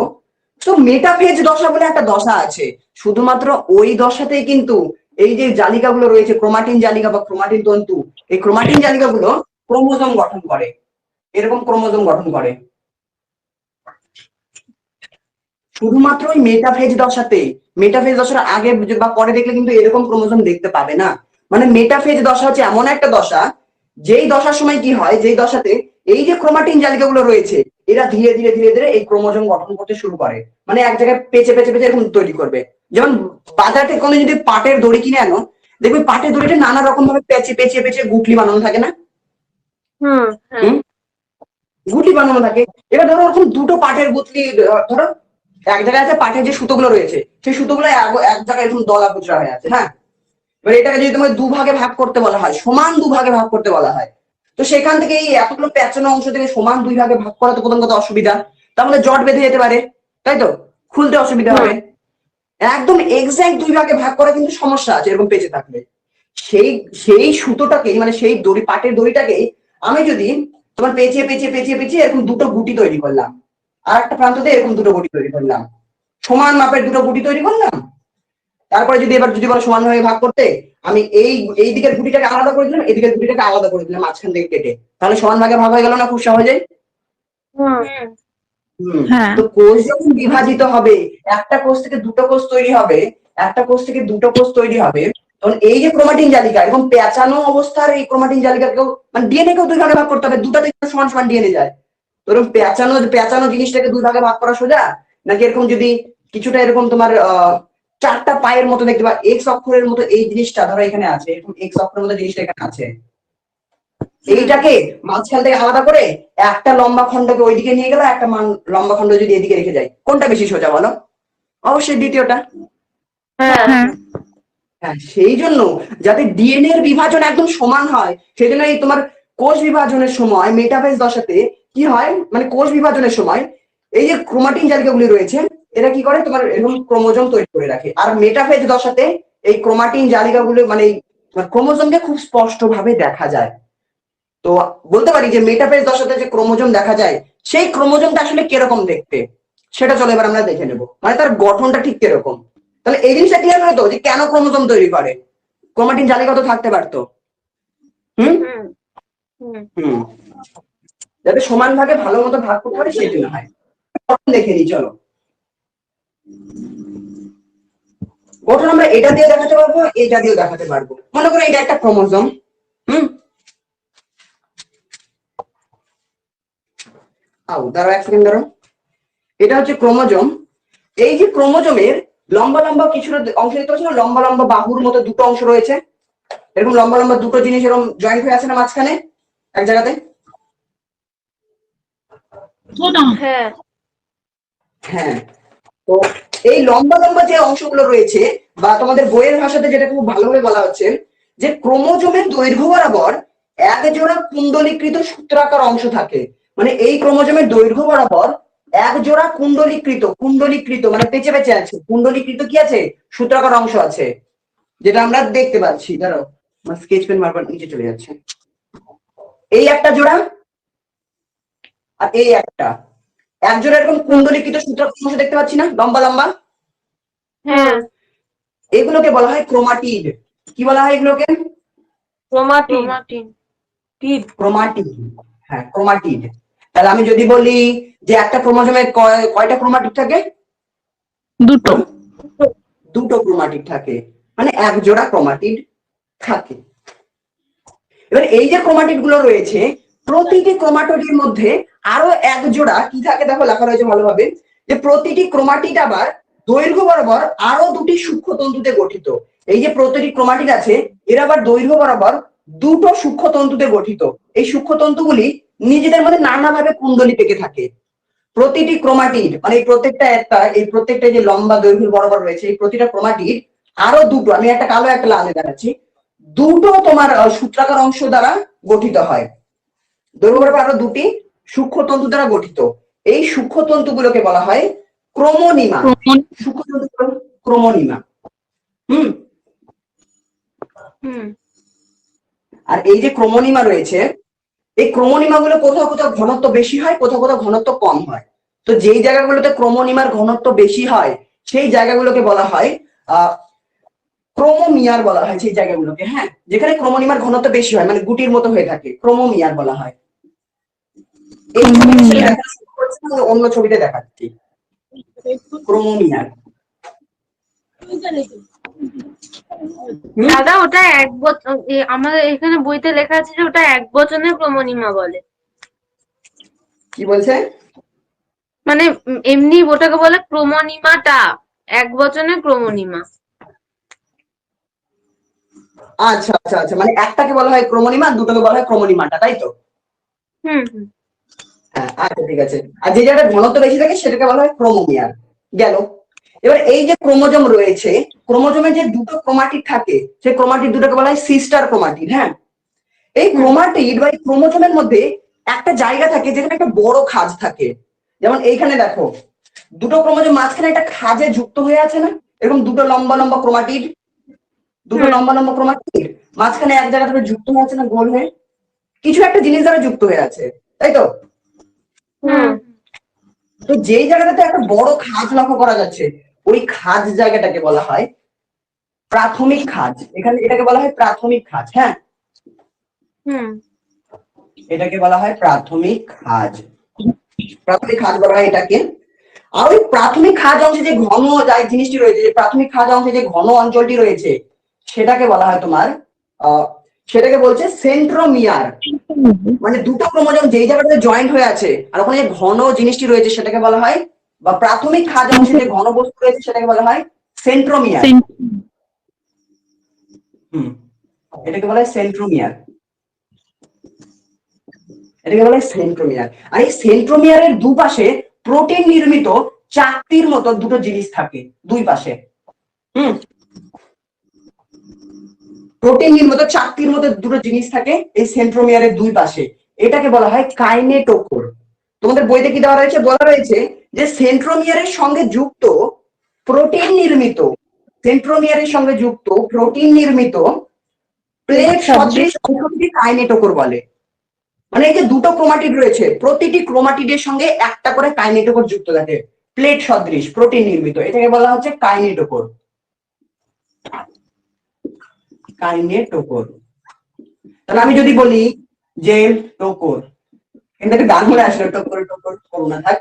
তো দেখো, আমি যদি বলি মেটাফেজ দশায় যে ক্রোমোজোম থাকে, সেই ক্রোমোজোমে কটা কাইনেটোকোর থাকে? দুটো থাকে, কারণ দুটো ক্রোমাটিড থাকে। ক্লিয়ার? প্রতিটি ক্রোমাটিডের সঙ্গে একটা করে কাইনেটোকোর। বলো। আর হচ্ছে ওই যে মানে অধিক ঘনত্বযুক্ত পুঁতির মতো অংশকে তো মানে ক্রোমোমিয়ার বলে, আর হালকাটাকে কি বলে? আর হালকাতে মানে যে ফাঁকা ফাঁকা যে জায়গাটা তোমার হচ্ছে তোমার কি বলবো ক্রোমোনিমা যে জায়গাটা ফাঁকা থাকে বা কম থাকে সেই জায়গাটাকে বলা হচ্ছে তোমার আন্তঃক্রোমোমিয়ার অঞ্চল বলা হচ্ছে।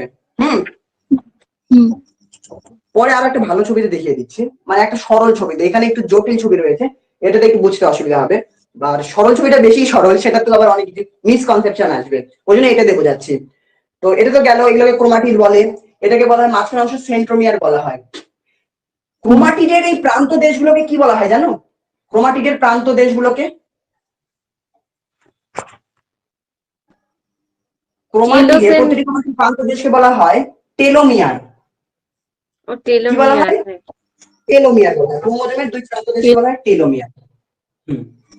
টেলোমিয়ার।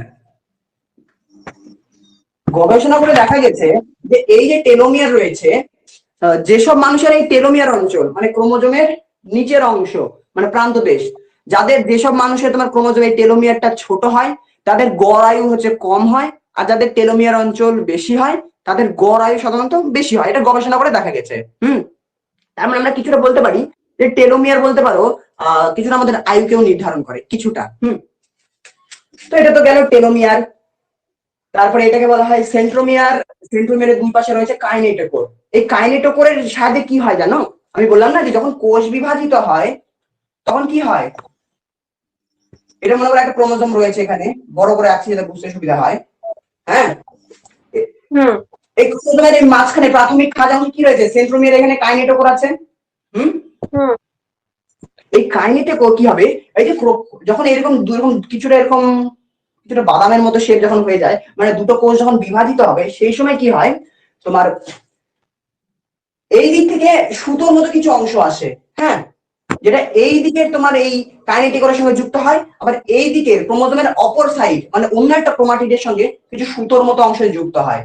এটাকে বলা হয় বেম তন্তু। এই বেম তন্তু কি করে, এবারে এই এটার কাইনেটোকোরের সঙ্গে একটা যুক্ত হলে এটার কাইনেটোকোরের সঙ্গে একটা যুক্ত হলো, যুক্ত হয়ে বেম তন্তু কি করবে, টানবে ক্রোমোজোমটাকে। ঠিক আছে, ক্রোমোজোমকে টানতে টানতে কি হবে, এক সময় মাঝখান থেকে ক্রোমোজোমটা আলাদা হয়ে যাবে, যার ফলে এই দিকের কোষে চলে আসবে একটা ক্রোমাটিড,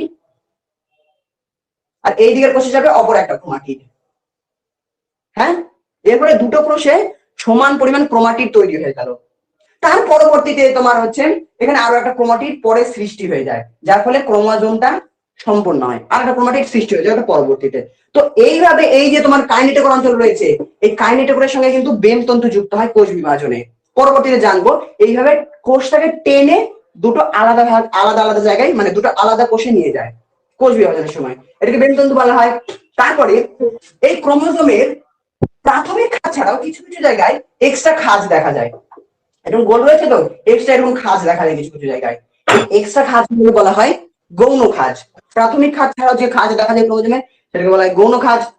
এই গৌণ খাঁজটাই যদি আমি একটু এখানে ভালো করে আঁকি, নিশ্চয়ই আছি, এই গৌণ খাঁজটা যদি এরকম জায়গায় না থেকে মনে করো একদম ধারে আছে, একদম ধারে যদি গৌণ খাঁজ থাকে তাহলে টেলোমিয়ারটাকে কিছুটা গোল ফোলা বাল্বের মতো দেখতে লাগবে না? গৌণ খাঁজ যদি নিচের দিকে থাকে একদম। হ্যাঁ হ্যাঁ হ্যাঁ হ্যাঁ, তো তখন তাকে বলা হয় তোমার টেলোমিয়ার, সরি, গৌণ খাঁজ যখন একদম টেলোমিয়ারের কাছে অবস্থান করে তখন ওই তোমার টেলোমিয়ারটাকে ফোলা বাল্বের মতো দেখায়। এটাকে বলা হচ্ছে এই অবস্থাকে তোমার এই অবস্থায় ক্রোমোজোমটাকে বলা হয় স্যাট ক্রোমোজোম, বা এই অঞ্চলটা তখন এই টেলোমিয়ারটাকে বলা হয় স্যাটেলাইট। স্যাটেলাইট, স্যাটেলাইট বলা হয় এটাকে, স্যাটেলাইট বলা হচ্ছে। আর এই স্যাটেলাইট যুক্ত ক্রোমোজোমকে বলা হয় স্যাট ক্রোমোজোম। মনে রাখবে পরীক্ষায় মাঝে মাঝে ছোট প্রশ্ন জিজ্ঞেস করে যে স্যাট ক্রোমোজোম কি। তো বলতে পারো যে তোমার প্রাথমিক খাঁজ যখন ক্রোমোজোমের টেলোমিয়ারের কাছে অবস্থান করে তখন টেলোমিয়ারটাকে ফোলা বাল্বের মতো দেখায়, এটাকে বলা হয় তোমার স্যাটেলাইট। আর স্যাটেলাইট যুক্ত ক্রোমোজোমকে বলা হয় স্যাট ক্রোমোজোম। এগুলো ছোট প্রশ্ন জিজ্ঞেস করে কিন্তু ছোট ছোট। তো মূলত এটা হচ্ছে আমাদের ক্রোমোজোমের মোটামুটি গঠন গেল। হুম, এগুলোকে মুছে দিয়ে একটা হালকা রিভিশন মেরে দিই, একটু মুছে দিয়ে। সেকেন্ড, মোছা জিনিসটা কোথায় গেল?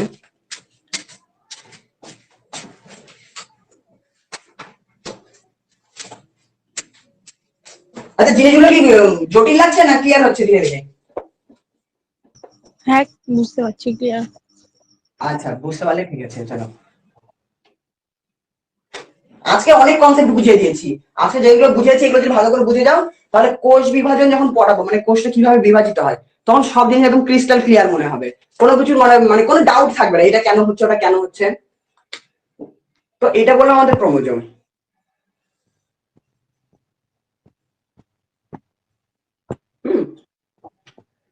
মাঝখানে থাকে আমাদের এই জায়গাটা কি বলা হয়, সেন্ট্রোমিয়ার, তাই তো? এই সেন্ট্রোমিয়ার হ্যাঁ। কিন্তু সবসময় মাঝখানে থাকে না, কখনো নিচের দিকেও থাকে, কখনো উপরের দিকেও থাকে, কখনো মাঝখানের দিকেও থাকে। তো সেন্ট্রোমিয়ার যখন ক্রোমোজোমের মাঝখানে থাকে তখন তাকে বলা হয় মেটাসেন্ট্রিক ক্রোমোজোম। বইটা খোঁজার চেষ্টা করো, পেয়েছো? খোঁজার চেষ্টা করো। সেন্ট্রোমিয়ার যখন ক্রোমোজোমের মাঝখানে থাকে তখন তাকে বলা হয় মেটাসেন্ট্রিক ক্রোমোজোম।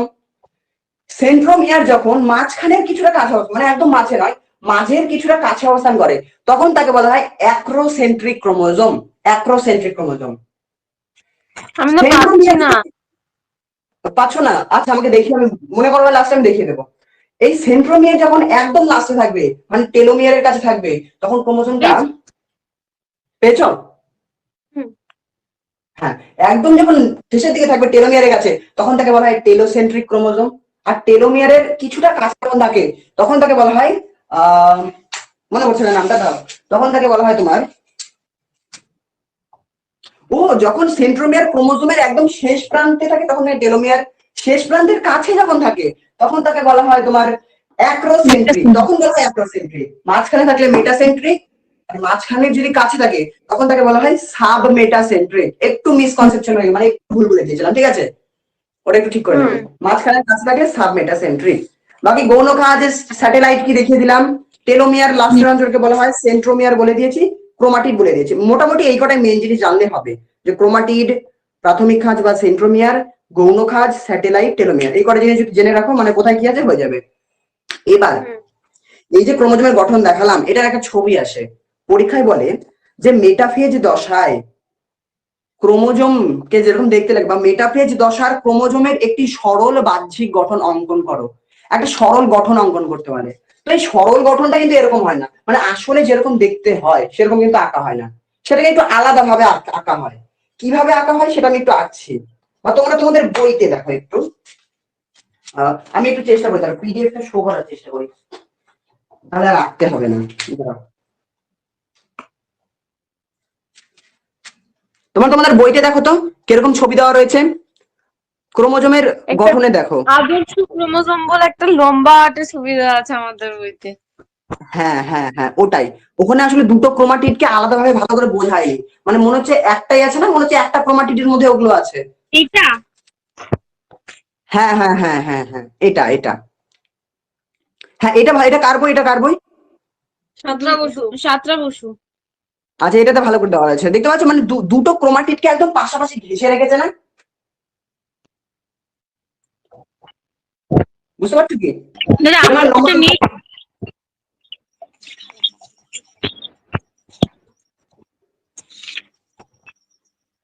হ্যাঁ, এটা হচ্ছে আসল ছবি। ধরো আমি এবার হচ্ছে আমি এখানে দেখো তোমাকে কোথায় কি পিডিএফ আছে করে মেলাবে, পাঠাবো। বলো। আমি তোমাকে মানে এটা মানে কলটা ধরে রেখে আমি তোমাকে পিডিএফ করে পাঠাবো এটা। হ্যাঁ, এটার একটু ছবি পাঠাতে পারলে খুব ভালো। হুম। আমি পাঠিয়ে দিচ্ছি, হ্যাঁ এক্ষুনি পাঠিয়ে দিচ্ছি। হ্যাঁ হ্যাঁ হ্যাঁ, ক্লাসরুমটা বের হয়ে গেল। জান্নাতি তোমার বই কিরকম আছে দেখি। আমার বইটা তো খুঁজে পাচ্ছি না এটা। হাতে দেখার চেষ্টা করো। দেখো আমি বলছি কোথায় থাকবে। ক্রোমোজোমের গঠন বলে ছবি দেওয়া আছে, লেখা আছে ক্রোমোজোমের সরল বাহ্যিক গঠন বা আদর্শ হ্যাঁ হ্যাঁ, ক্রোমোজোমের সরল বাহ্যিক। এটা আছে। হ্যাঁ, ওখানে দেখো একটা দিয়েছে, ওখানে ভালো মতো দেওয়া নেই। ওটার ছবি পাঠাও তো সুরঞ্জন। হুম, পাঠাচ্ছি। হ্যাঁ, দুটো ছবি আমাকে পাঠিয়ে দাও। হুম।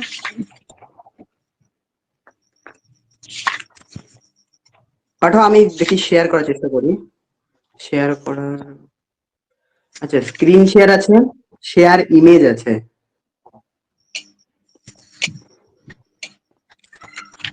আমাকে ওই হোয়াটসঅ্যাপে পাঠিও, হ্যাঁ। পার্সোনালটাতে। হ্যাঁ হ্যাঁ, ওই পার্সোনালটাতে পাঠিও, কারণ এটাতে মেসেজ ভরে ও আছে। ও এই বাবা। আচ্ছা পাঠালে হলো, পাঠাও, আমি খুঁজে নিচ্ছি।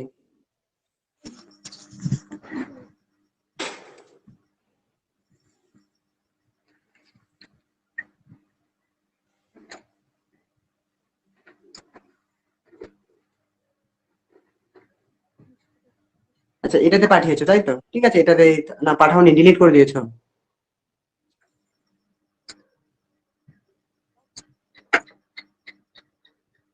আরেকটা ছবি দেখো।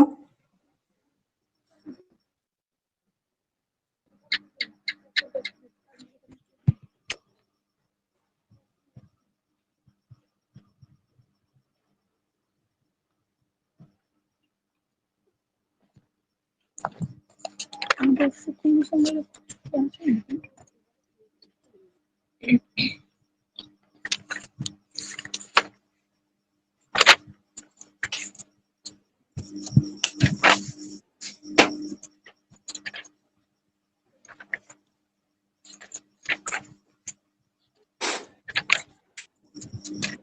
পাঠাও পাঠাও পাঠাও।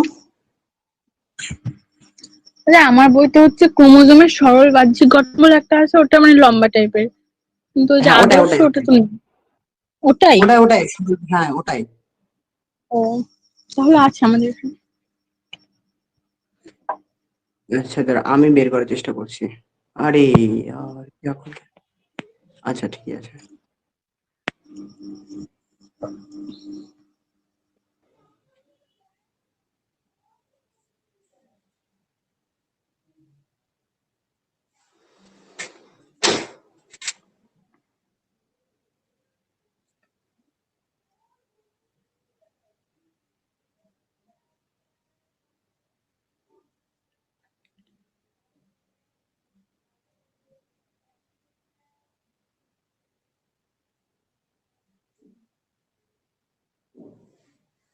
হুম।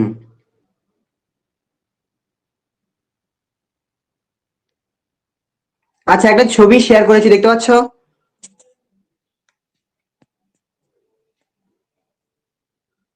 জান্নাতি দেখতে পাচ্ছ একটা হ্যাঁ ছবি?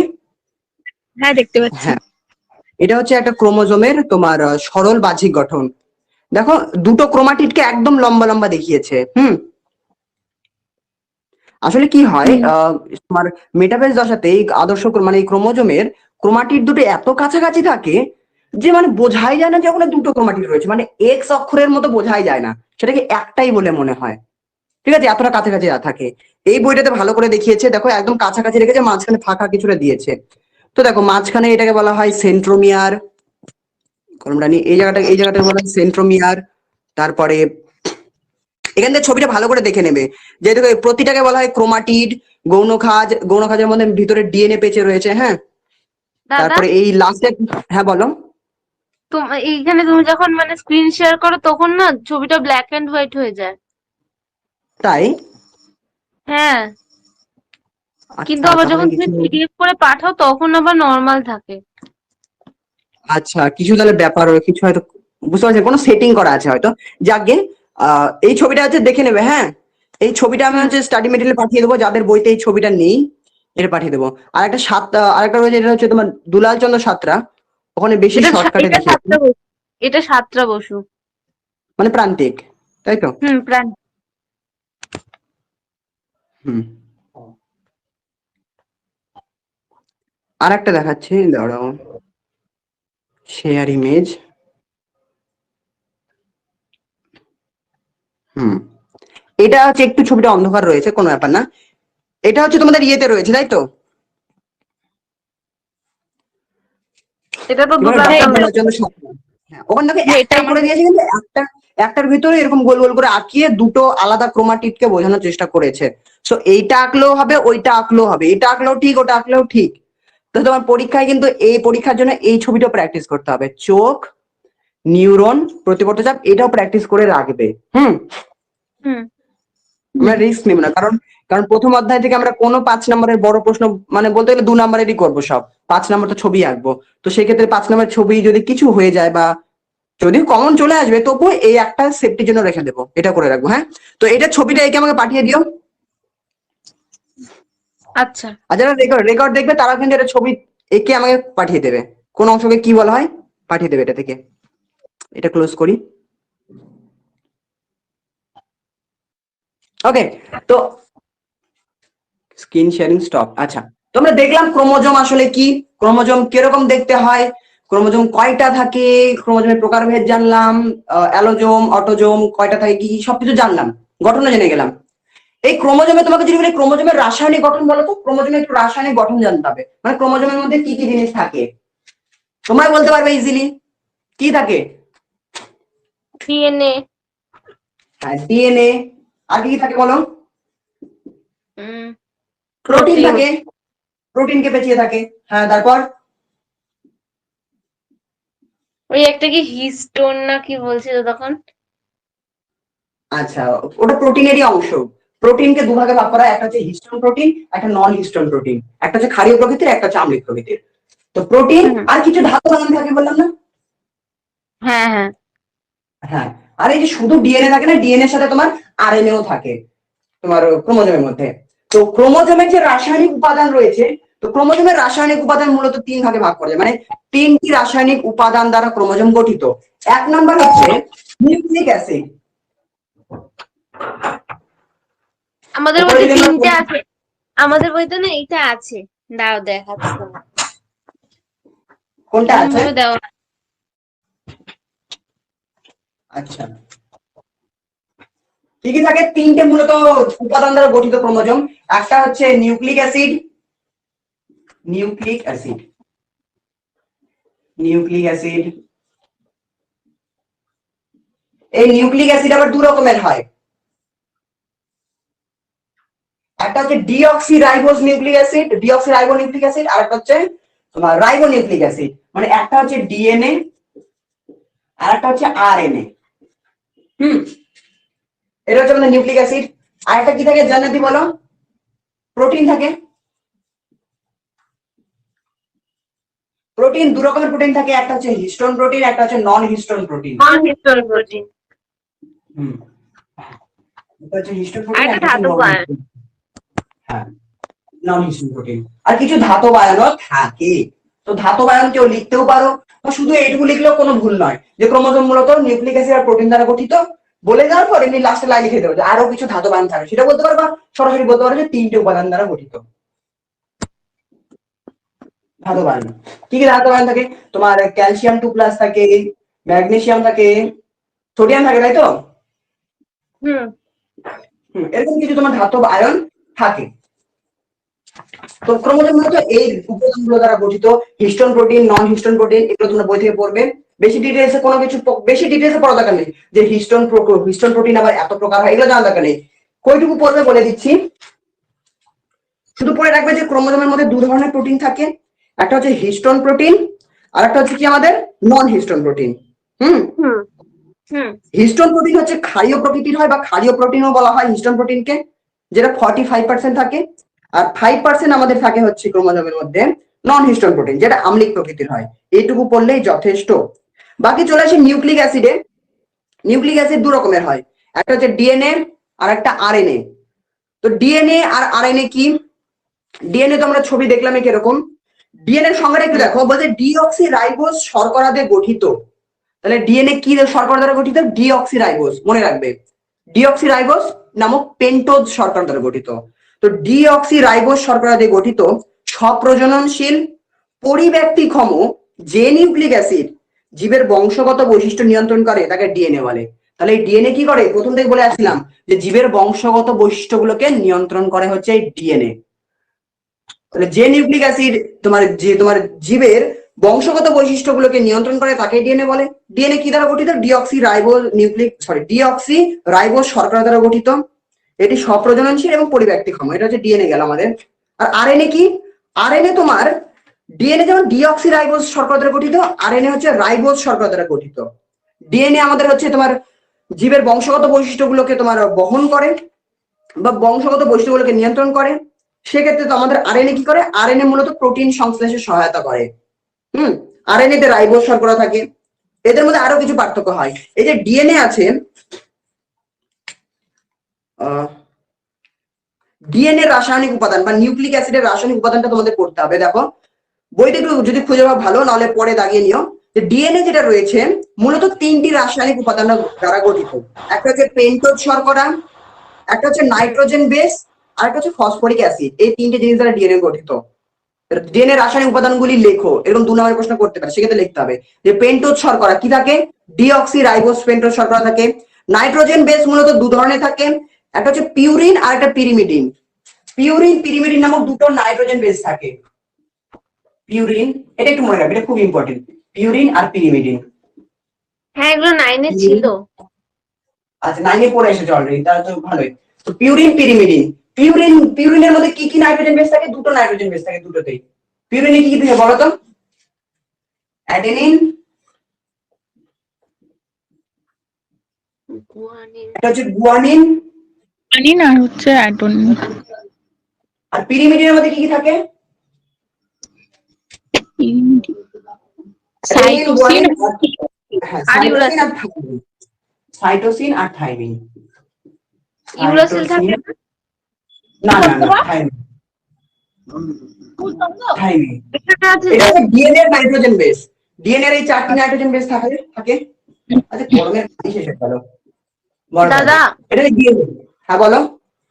বলছি এখানে না আছে আরএনএ তে পিরিমিডিন বেস হিসেবে ইয়ে কি সাইটোসিন ও ইউরাসিল থাকে এবং ইউরাসিল ডিএনএ থাকে। তে। হ্যাঁ, ওটাতে আসছিলাম আমি। এটা হচ্ছে আমাদের ডিএনএ গেল। আর আরএনএ তে কি হয়? পিউরিন একই থাকে, অ্যাডেনিন গুয়ানিনই থাকে।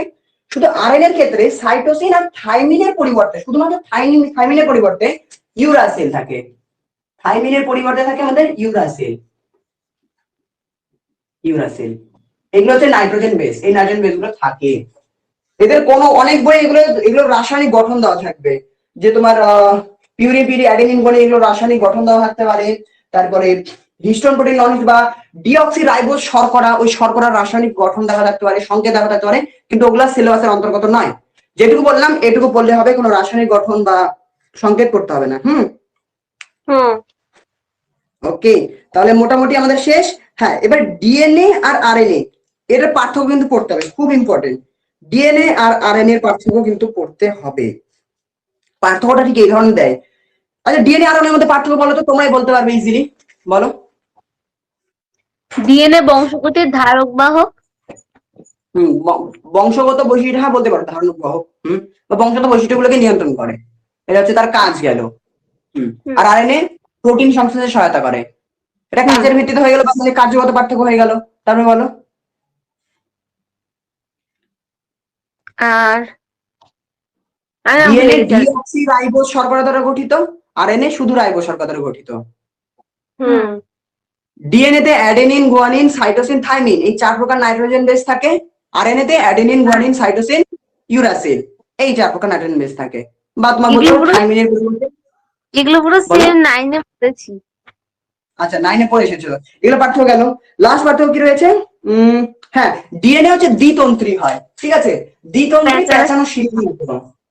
আর আরএনএ কিন্তু এরকম দুটো তন্ত্রী থাকে না, মানে দুটো এরকম থাকে না তার ইয়ে, শুধুমাত্র একটা সাইড থাকে আরএনএ। হ্যাঁ, আর রেখাকার হয় আরএনএ। আরএনএ একতন্ত্রী আর রেখাকার। গেল। পার্থক্যটা ঠিক এই ধরনের দেয়, বলবে যে আরএনএ, ডিএনএ ও আরএনএ এর গঠনগত ও কার্যগত পার্থক্য লেখো। তো কার্যগত পার্থক্য দিয়ে দেবে। গঠনগতের মধ্যে কি, এটা ডিঅক্সি রাইবোজ শর্করা দ্বারা গঠিত, ওটা রাইবোজ শর্করা দ্বারা গঠিত। ওর মধ্যে আরো কিছু দিয়ে দেবে, যে এর গঠন তোমার দ্বিতন্ত্রী এবং প্যাচানোশিলির মতো। গঠনের মধ্যে বাকি পারলে 2-3টে ঢুকিয়ে দেবে। তাহলে পার্থক্য হয়ে যাবে। কটা বাজে? আচ্ছা, আজকে 7টা প্রায় বেজে গেছে। এই পর্যন্ত পড়ে আসবে, প্রথম থেকে যা কিছু পড়ালাম প্রথম থেকে এই পর্যন্ত পড়ে আসবে। কোষ বিভাজনের আগে অবধি তো? না না, ইউক্রোমাটিন হেটেরোক্রোমাটিনের আগে পর্যন্ত। ও আচ্ছা। মানে আমাদের এই সাতটা বসুর বইটাতে কোষ বিভাজনের আগে অবধি। আচ্ছা, তো মানে ডিএনএ আরএনএ পার্থক্য পর্যন্ত পড়ে আসবে। এখান থেকে কি কি প্রশ্ন হতে পারে, প্রশ্ন একবার বলছি, তোমরা খালি বইটা দেখে যাও আর বই থেকে হুবহু প্রশ্ন লিখতে থাকবে। হ্যাঁ, ক্রোমোজোম কি এটা পড়বে, মানে ক্রোমোজোমের সংজ্ঞা। দাদা একটু দাঁড়াও, লিখবো। লিখবে তো, প্রশ্ন লিখবে? তাহলে দেখো। না লিখবো না, আমি বইটা রাখবো না, আমি প্রশ্ন লিখবো। আচ্ছা, ক্রোমোজোম কি, তারপরে লেখো ক্রোমোজোম কিভাবে তৈরি হয়। ক্রোমোজোম কিভাবে তৈরি হয়? আমাদের বইতে যেমন করে দেওয়া আছে সেটা করলেই হবে, ক্রোমোজোমের সৃষ্টিটা। হ্যাঁ হ্যাঁ হ্যাঁ, বই থেকেই পড়বে তো অবশ্যই। দেখলাম যে সাতটা বসুর বইটা না খুব ভালো দেওয়া আছে। হ্যাঁ, ওখানে তোমার ক্রোমোজোমের সৃষ্টিটা খুব ভালোভাবে দেওয়া রয়েছে, আমি দেখেছি। আর এই বইতে মানে বেশি শর্টকাট করেছেন। এই দুলাল চন্দ্র সাঁতরা বইটাতে না অনেক সময় অনেক কিছু দেওয়া থাকে না, যেমন পাখির উড্ডয়নের যে 3টে পেশি ব্যবহার করা হয় তার মধ্যে একটা যে কোরাকো ব্রাকিয়ালিস, ওটা ছিল না। ওটা দেওয়া ছিল না? না। আচ্ছা, এই বইটা না অনেকটা শর্টকাটে দেওয়া রয়েছে, মানে কি বলবো, মানে সোজা ভাবে পড়ার জন্য ঠিক আছে, ডিটেলসে পড়ার জন্য বেশি ডিটেলসে দেওয়া নেই এখানে। আচ্ছা, তবে লেখো জিনের বৈশিষ্ট্য লেখো। হুম। তারপরে লেখা হচ্ছে ক্রোমোজোম, ডিএনএ এবং জিনের মধ্যে আন্তঃসম্পর্ক কি, বা ক্রোমোজোম, ডিএনএ ও জিনের মধ্যে আন্তঃসম্পর্ক লেখো। খুবই গুরুত্বপূর্ণ প্রশ্ন 2 নম্বরের জন্য। তাদের মধ্যে যে আর আন্তঃসম্পর্ক। জিন। হুম হুম। ক্রোমোজোম, ডিএনএ ও জিন আন্তঃসম্পর্ক কি? কিছুই না। যে ক্রোমোজোম আসলে কি দ্বারা গঠিত? ক্রোমোজোম আসলে ক্রোমাটিন জালিকা দ্বারা গঠিত, যে ক্রোমাটিন জালিকা আসলে কিছুই নয়, যেটি ডিএনএ এর এক বিশেষ ধরনের কুণ্ডলিখিত অবস্থা। মানে ক্রোমোজোমের মধ্যে ডিএনএ থাকে, প্রোটিনের সঙ্গে মানে প্রোটিনকে বেষ্টন করে থাকে। আর ওই ডিএনএ এরই এক বিশেষ অংশ হলো জিন। এটা হচ্ছে আন্তঃসম্পর্ক। হুম। হুম। মানব দেহে কটি ক্রোমোজোম থাকে, মানে সরি, ক্রোমোজোম কয় প্রকার ও কি কি?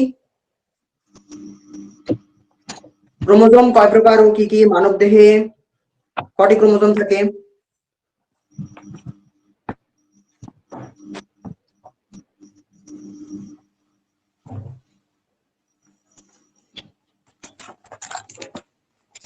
শর্টকাটে লেখা আপাতত।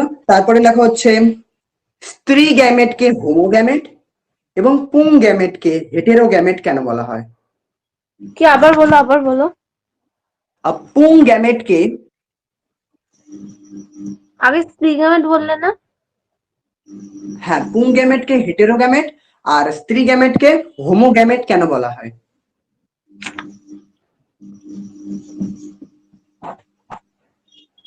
এবার শোনো, বললাম না যে ক্রোমোজোম কয় প্রকার কি কি, তো অটোজোম আর অ্যালোজোম ওগুলোর কিন্তু সংজ্ঞাও লিখে রাখবে। হ্যাঁ। হুম। হুম। যত ডিটেলস পারবে ডিটেলসে লিখে রাখবে। হ্যাপ্লয়েড সেট ও ডিপ্লয়েড সেট কি?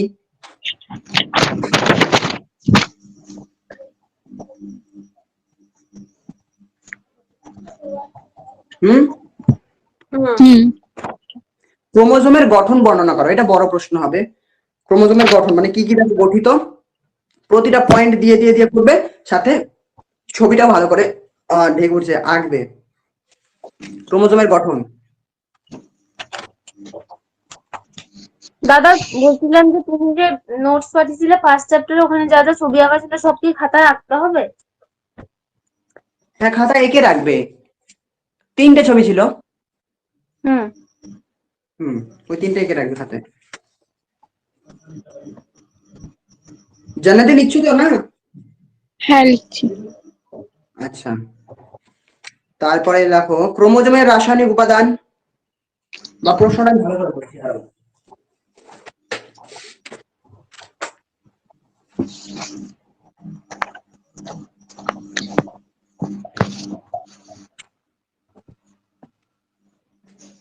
দেখো ক্রোমোজোমের রাসায়নিক উপাদান সম্পর্কে লেখো। এটা বড় প্রশ্ন, পাশে 5 লিখে রাখো যাতে তুমি নোটটা ভালো করে লিখতে পারো। ক্রোমোজোমের রাসায়নিক উপাদান সম্পর্কে লেখো। আমাদের দেবে যে ক্রোমোজোমে কি কি দ্বারা গঠিত, নিউক্লিক অ্যাসিড, প্রোটিন, ধাতব ion. Nucleic acid DNA, RNA. DNA এর সম্পর্কে লিখবে, ডিএনএ কাকে বলে, ওর মধ্যে ডিএনএ সংজ্ঞা আসবে। আরএনএ এর সংজ্ঞাও ওর মধ্যে চলে আসবে। ডিএনএ কি কি দ্বারা গঠিত ওই রাসায়নিক উপাদানের মধ্যে সব ঢুকিয়ে দেবে। পরীক্ষা যদি 2 নম্বরে আসে শুধু নাম উল্লেখ করে দেবে, 5 নম্বরে আসবে না, কিন্তু একটা নোটের মধ্যে যাতে সব আটে সেই জন্য বলছি। দাদা, বলছিলাম যে ক্রোমোজোমের গঠন আর ক্রোমোজোমের রাসায়নিক উপাদান এই দুটোই 5 নম্বরের তো? হুম হুম হুম হুম। ওখানে কি কি নাইট্রোজেন বেস থাকে সবকটার আন্ডারে, যেগুলো যেগুলো বললাম ওগুলো লিখবে। এবার দেখো যে প্রোটিন আছে না, হিস্টোন প্রোটিন, নন হিস্টোন প্রোটিন। তোমার হিস্টোন প্রোটিন 5 প্রকারের হয়, এগুলো আর লেখার দরকার নেই, ওগুলো অত গভীরে যাওয়ার দরকার নেই।